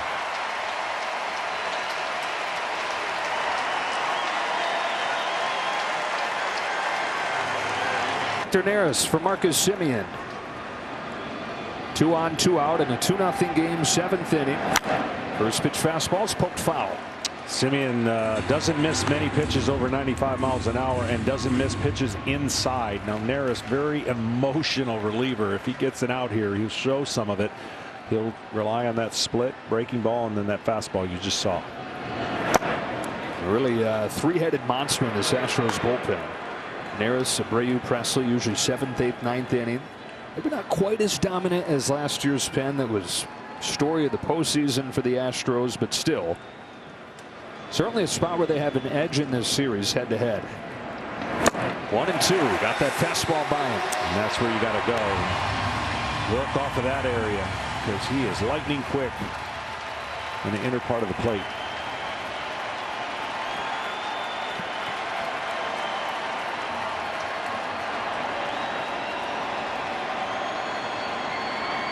Here comes to the 1-2. In the air and foul ground. It's Jose Abreu. And it's stretch time in game 1. The Rangers 2, the Astros nothing. We go to the bottom of the 7th. Justin Verlander was good, 6 2/3, just 2 runs. But as we welcome you inside, Jordan Montgomery has been even better. He sure has, and he might be batter to batter right now, but he has done everything that the Rangers could hope for because he's funky enough. He doesn't have a ton of swing and miss in general, but it has been lately, and he's really kept this Houston offense at bay. And it's an offense that came into this series really clicking, but needing the home run to score. In that division series against the Twins, 80% of the runs came off of homers, and they've had 5 singles. They've made some noise and had some traffic, just haven't been able to push anything across. Yeah, they got the 2-out 3 singles in a row, but 2 firm to score with 2 outs, and he doesn't walk many batters. So here at 7, 8, 9, aggressive hitters, he could virtually get through this inning if he makes good pitches early in less than 9 pitches, or like I think he'll go batter to batter unless somebody gets on, and it's probably out. Mauricio Dubon leads off. He's 1 for 2. 86 pitches for Montgomery. His 87th is upstairs in ball 1. As we talk about that Rangers bullpen, they like what they have in the 8th in Chapman and in the 9th in Leclerc. Although Chapman is not the lockdown guaranteed. It's a wild ride when Aroldis comes in these days. So they're going to get whatever they can out of Montgomery. 2-0. There is the big man who has been a beast just about everywhere. This park, not one of those places. This has been a house of horrors for Aroldis Chapman. And good patience early on a guy that loves to swing. And Dubon, who waits on this 2-0. And hammers the ball. Hooking foul. Wow, he crushed that thing, but Wide of the pole and strike one. And he's not a left-hander he doesn't like to hit off of when he gets up there. And aggressive style. Had a 2-home run game against the Rangers in September. 2-1 pitch. Into center field. Here comes Tavares to make the grab. 6 1/3 scoreless innings for Jordan Montgomery. And for more on the left-hander, here's Ken Rosenthal.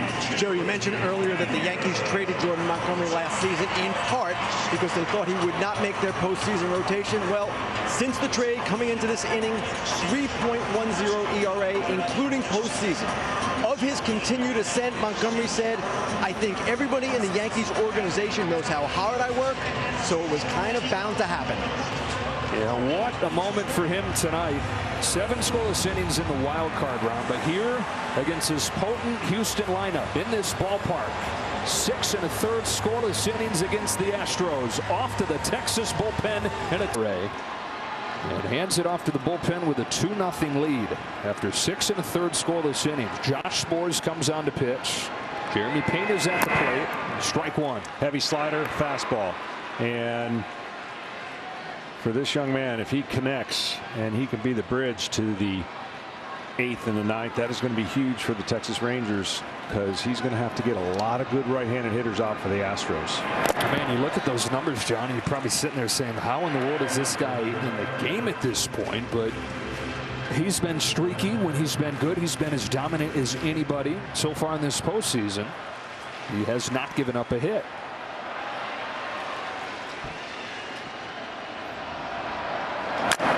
Top to third. Young will hope that it stays foul, and it does. Well, he's just got that great downward break, and then he's got a 97-mile-an-hour fastball to boot. And look, a lot of people may go, well, why did they let Montgomery pitch to one hitter in that inning? Well, with 1 out and the new rules, if you got to face at least 3 hitters or get the last out of the inning, it just gives Bruce Bochy some opportunity here, wiggle room. If he doesn't have it going, he's got some guys that can come in and bail him out, but all he's got to do is get 2 outs this inning, and then he can decide what he wants to do in the 8th. Bruce Bochy, who has won 3 World Series and garnered a reputation for being such a spectacular manager of the bullpen, decision maker in these tight situations, hands it off to the youngster in Sborz here. The 7th inning of game 1. He's ahead of Pena 1-2. When that rule came into play, the one thing that people were going to try to do is take advantage of the 2-out pitching changes, because that 2-out pitching changes, if you get 1 out, then they don't have to face 3 hitters. You can start the next inning and face 1 guy or 2 guys. You don't have to face 3 guys if you get the final out of the inning. On 1-2, he gets in on him.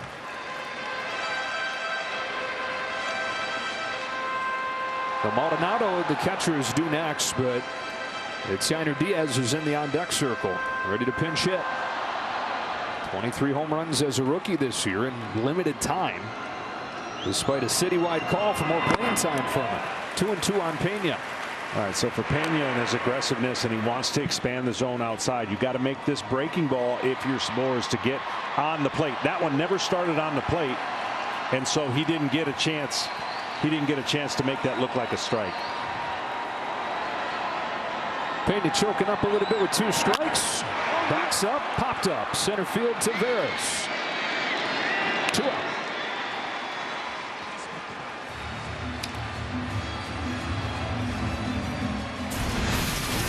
Well, we've got game 2 of this series tomorrow as Rangers and Astros play at 3:30 Eastern. And then in prime time, the National League side gets going. Game 1, Diamondbacks Phillies on TBS. Well, Diaz is announced as the pinch hitter, and you can hear the hand that he gets from this crowd that loves him. 282 hitter, 23 home runs in just 85 games started. And a hot topic in Houston all summer, why doesn't he play more? They look at him as the catcher of the future, but they've continued to commit to Martin Maldonado. When he had his opportunities, though, largely because Alvarez was hurt and he was DHing, this guy was awesome. Yeah, this is the future, and he is going to be a hit-first catcher, and he definitely loves to slug. First pitch, bounces one to Seager at short. Chance to show off the arm, and it's picked by Lowe to finish off the 7th. Spores comes on, retires both fun and accessible ways to play our great game. To learn more, including how to find a league near you, go to playball.org and follow @playball on Twitter, Facebook, and Instagram. Corey Seager takes the first one from Hector Neris. That is a splitter of Neris. Yander Diaz, after pinch hitting from Maldonado, stays in, does the catching. Seager's 1 for 3, all those against Verlander. Neris came on, got the last out of the 7th. And faces 2, 3, and 4 in the 8th.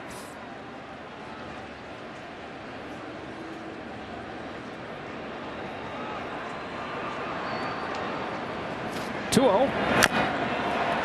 2-1. Well, the Rangers are the best against right-handed pitchers, and certainly Verlander kept them at bay. It's well within striking distance. We talked about playing close games, 2-0.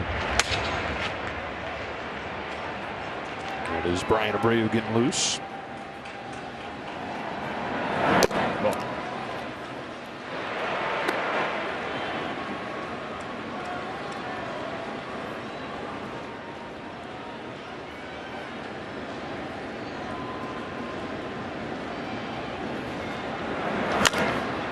Full count. Run in the 2nd, run in the 5th. It's been enough to this point, thanks to Jordan Montgomery.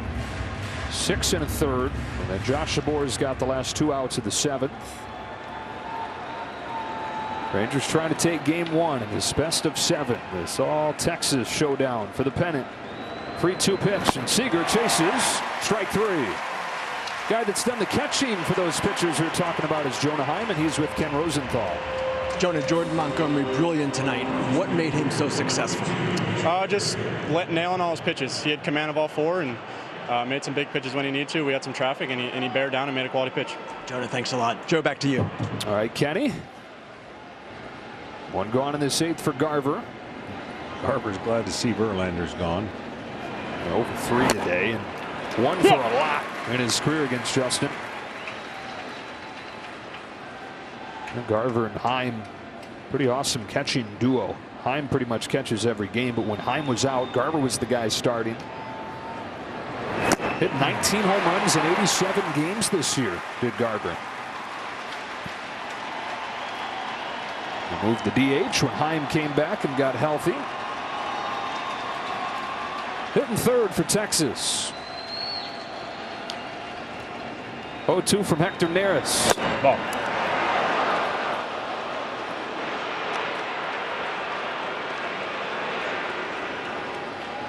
.32 years old in his 7th year, 2nd one with the Rangers, over from Minnesota.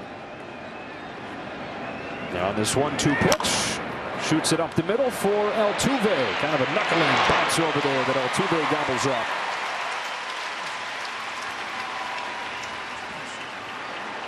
So 2 gone in this 8th inning.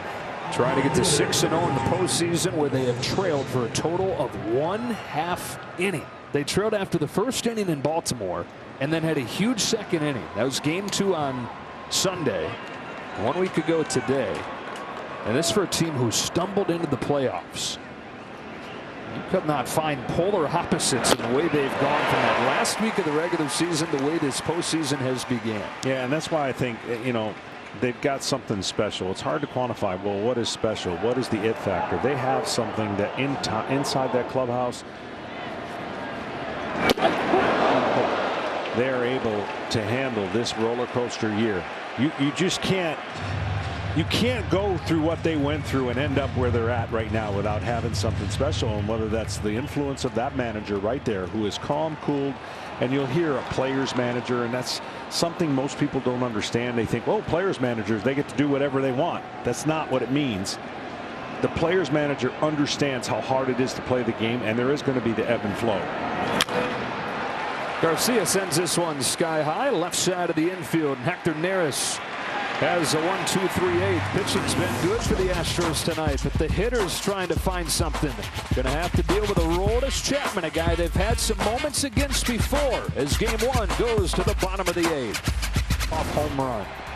2-0. Josh Spores stays on for Jose Altuve. Chapman's ready to go, but Altuve, of course, 5 of 11 with that pennant-winning home run against Chapman. Not going to face him here. The Astros are entering their sweet spot. And they score the most runs in baseball, 7th through the 9th inning. And just because their lineup is so deep and they know how to get it done, and this guy knows how to get it done in Altuve, especially in game ones. Game one is his specialty, even though the whole career of his postseason has been pretty good. Today's 0 for 3. Rangers or Astros have 5 hits, all singles. 2-1 on Altuve. Bregman and Alvarez to follow. Here's the game 1 race all time. The 8 game 1 home runs the most all time. On a 2-1 from Spores. Altuve looks at ball 3.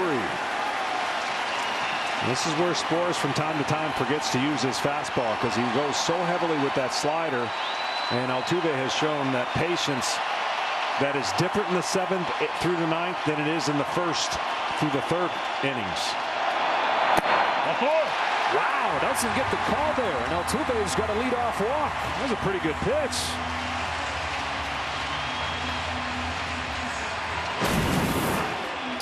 Yeah, you'd think this is a pretty good pitch to Altuve. Maybe not a lot of other hitters, but right across the knees, but it was called low. And that indeed is going to do it for Spores. Bochy gets by Altuve, and now a call on Chapman with a tying run coming to the plate. Good one going in game 1. They did win the division for the 6th time in 7 years, and there is that man, Alex Bregman, who gave the toast, now trying to become the toast of the town. Stepping to the plate against Aroldis Chapman in a 2-0 game. He's the right man for this moment. Even though he has not had a lot of success against Chapman, Chapman has lost the strike zone, and this is one guy that won't expand the strike zone. So if he gets him out, it's because he's thrown strikes and just beats the barrel of the bat to the ball. Tying run at the plate. Ball 1. Aroldis Chapman in this postseason has not given up a run in 2 2/3, even though he has walked 4. He has lived on the edge, Johnny. There's been a lot of Pepto-Bismol in that dugout baby, when he gets in there, but you're right. He has walked the edge, walked some players, and then got some big outs. His 1-0 pitch to the back door, strike 1. What he's done differently this year, he's always been a hard thrower, of course, 102, 103 back in the day, but now he's going more to his 2-seamer as he gets outs with that 2-seamer. It used to be all 4-seamer. 1-1. Check swing, no swing, ball 2. Started this season with the Royals. Rangers struck first back in June, acquiring Chapman. First big deal this summer.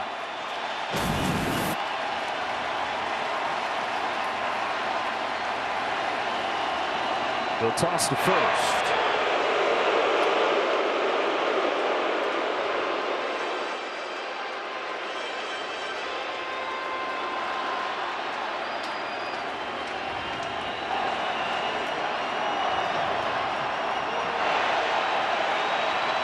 The 2-1. Fly ball, left center field. Back goes low, onto the track, at the wall. Carter with a leap and a catch. Back to first goes Altuve. Evan Carter to the deepest part of left center field with a leaping grab. We talked about the Rangers and their ability to play and win most games by a lot. But I'm telling you right now, they're going to look at this to see if Altuve retouches second base. This is as far as you can hit the ball to left field.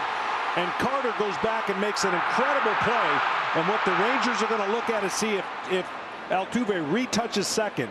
The Rangers have made 3 significant defensive plays in the postseason, and the reason why they haven't lost a game. Let's see.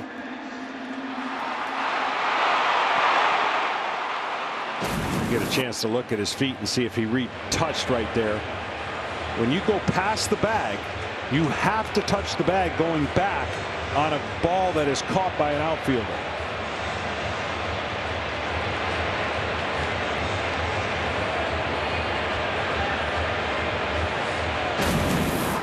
Watch where he goes right there. He's checking it out.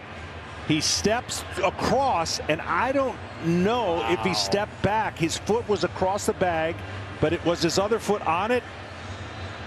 I'm telling you, I think he's out. Based on that view, you have to retouch the bag. He went past the bag, And I don't know if that view showed that he retouched it coming back. The game 2 of the NLDS. Bryce Harper getting doubled off, did touch second, couldn't quite get back to first in time. I don't know if Altuve touched second. And our replay review is sponsored by Zoom. Great catch by Evan Carter in left field. And Altuve did everything you're supposed to do as a base runner. At this point, he's thinking, okay, if he doesn't catch this, I score. I'm standing at second base. But he kind of read that as, oh, I think he didn't catch it, and then had to make the last-minute move back to first base. And just because he was so close to getting across the bag, right there's the confusing part. See that? And then I don't think he retouched it, getting back to first base. After review, the call on the field's overturned. The runner is out on appeal. Texas will retain their challenge. So a successful appeal from the Rangers, and it's a double play.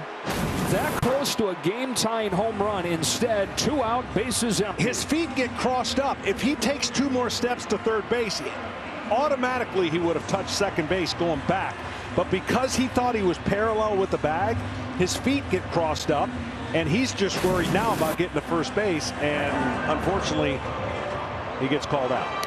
Officially 7-6-4, double play.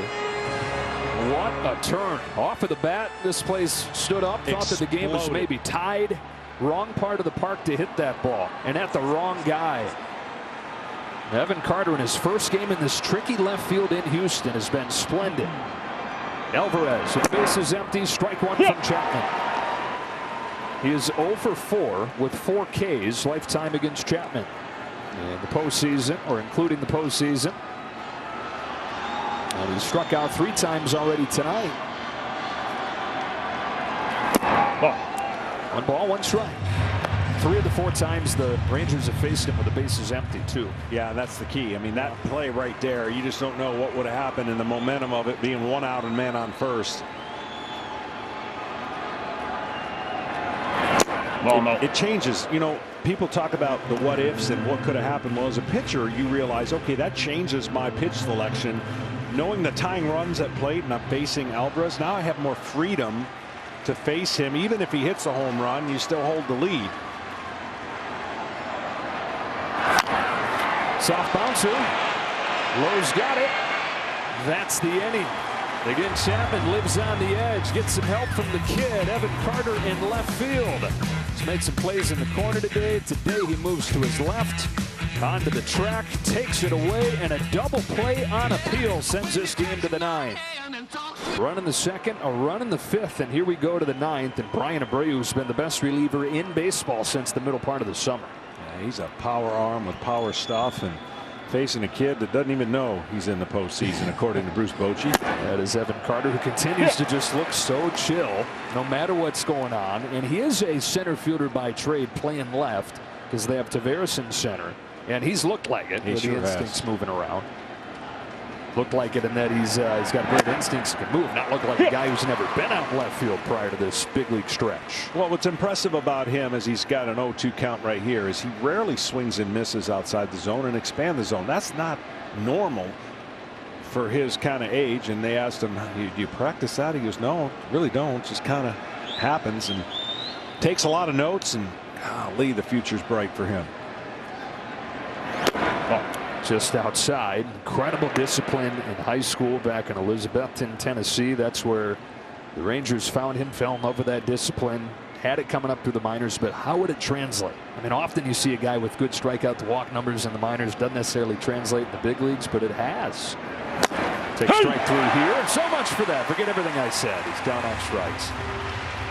1 gone in the 9th, and a quick word from Capital One. We need a clutch hit. Derek Jeter. Hang in there, rookie. Here comes Heim, who has caught the 8 shutout innings and knocked in a run. Facing Abreu. He grounds the first pitch. Curve does Heim up the middle to Pena. 2 up and 2 down. Looking ahead to the bottom of the 9th. The Astros have the heart of the order coming up. Abreu, Tucker, and McCormick.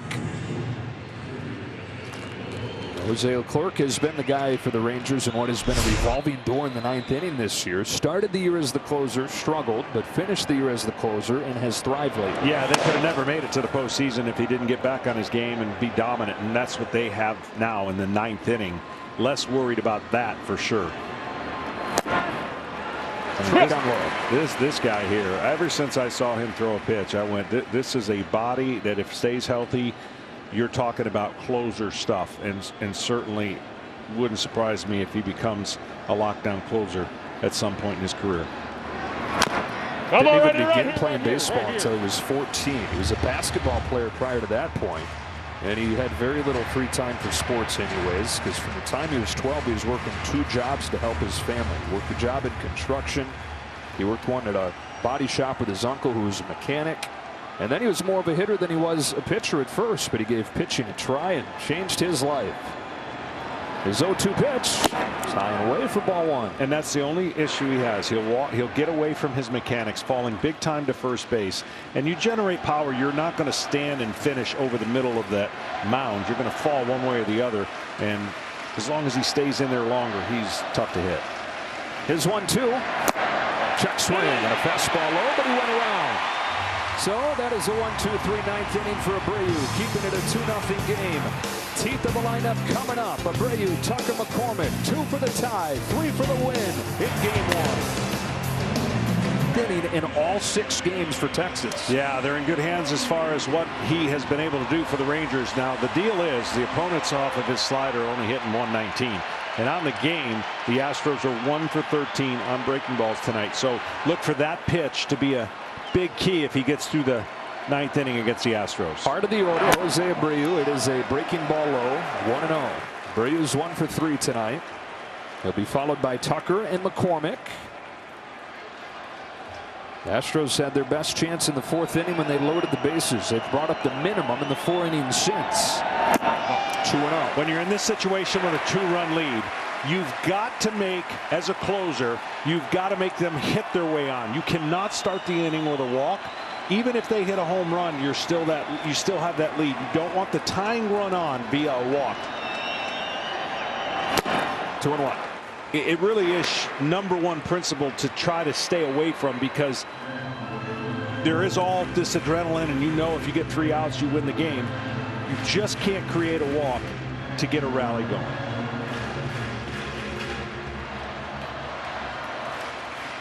Jose Abreu, first-year Astro, finding it lately.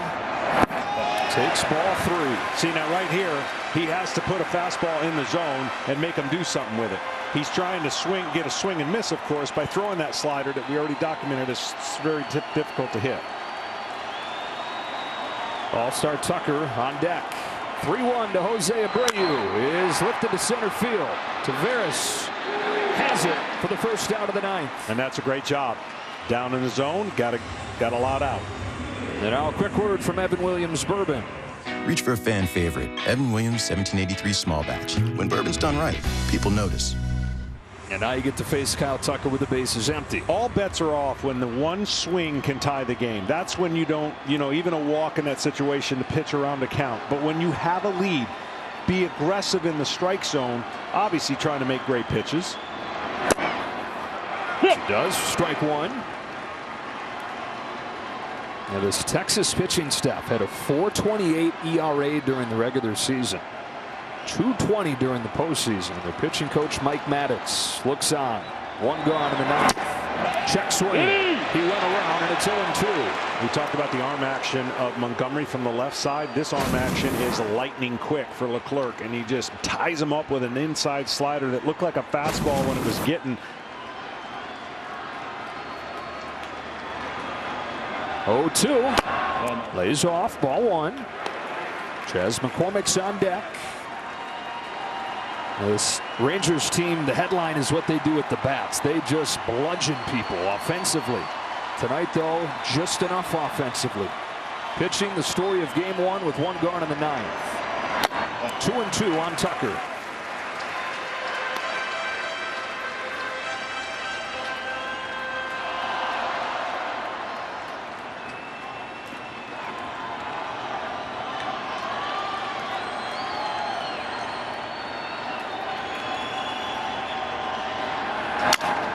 Crackbat roller. Not going to be easy. Simeon gets rid of it quickly for out number 2.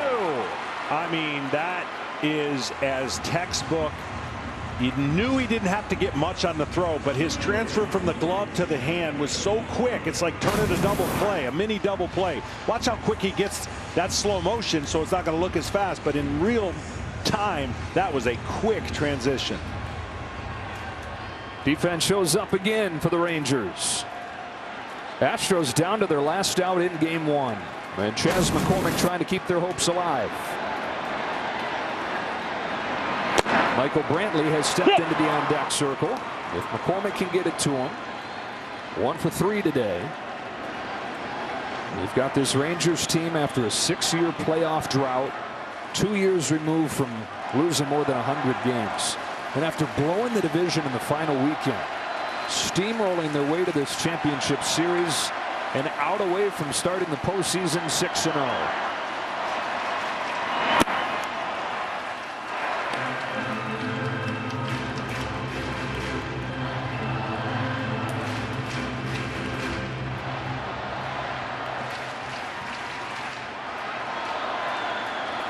The 1-1 pitch. Ball 2 on McCormick. Same principle here. McCormick looking to go center to right center, but will hit a mistake and pull it with power. Try to get the game to Brantley. On a 2-1. McCormick gets out of the way just barely. Back-to-back heaters have gotten away from Leclerc. Well, obviously, it's not what he's trying to do now. Another 3-1 count. The first time he had 3-1 count, he got a fly ball, long fly ball to center. You see the ball just misses.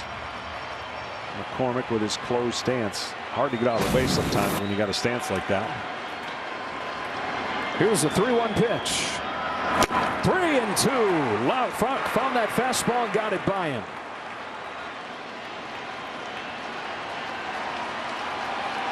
I know his signature pitch is the slider, but if it's going to be the slider, it has to be in the strike zone for a long time. Astros down to their last strike. Leclerc's 3-2 pitch. Got him! And the Texas Rangers keep on rolling with game 1 in the championship series, 2-0 over the Astros. Well, you started by asking me in the open. This is going to be an epic series, and this is not going to be a series I think that gets away from anybody. I think we're going to see games like this. We might see a 6-5, 8-7 game. And you see what winner of game 1 does in a best of 7. Obviously much bigger percentage when it's a best of 5, but best of 7 still has 64%. And in 2 hours and 49 minutes, the Rangers take game 1, this tidy game 1 with a run in the 2nd, a run in the 5th. They did it without the top of the order guys like Seager doing much of anything. In fact, Seager had the only hit out of the top 4 in the lineup. It was the bottom of Bruce Bochy's order that got it done, which has continued to be a theme in this postseason. Well, just a really well-pitched game, and flirted with a little bit of disaster getting behind in the count, but working his way back was Leclerc. And the Rangers get to talk about their bullpen again, and this Arlington sitting there waiting for their team.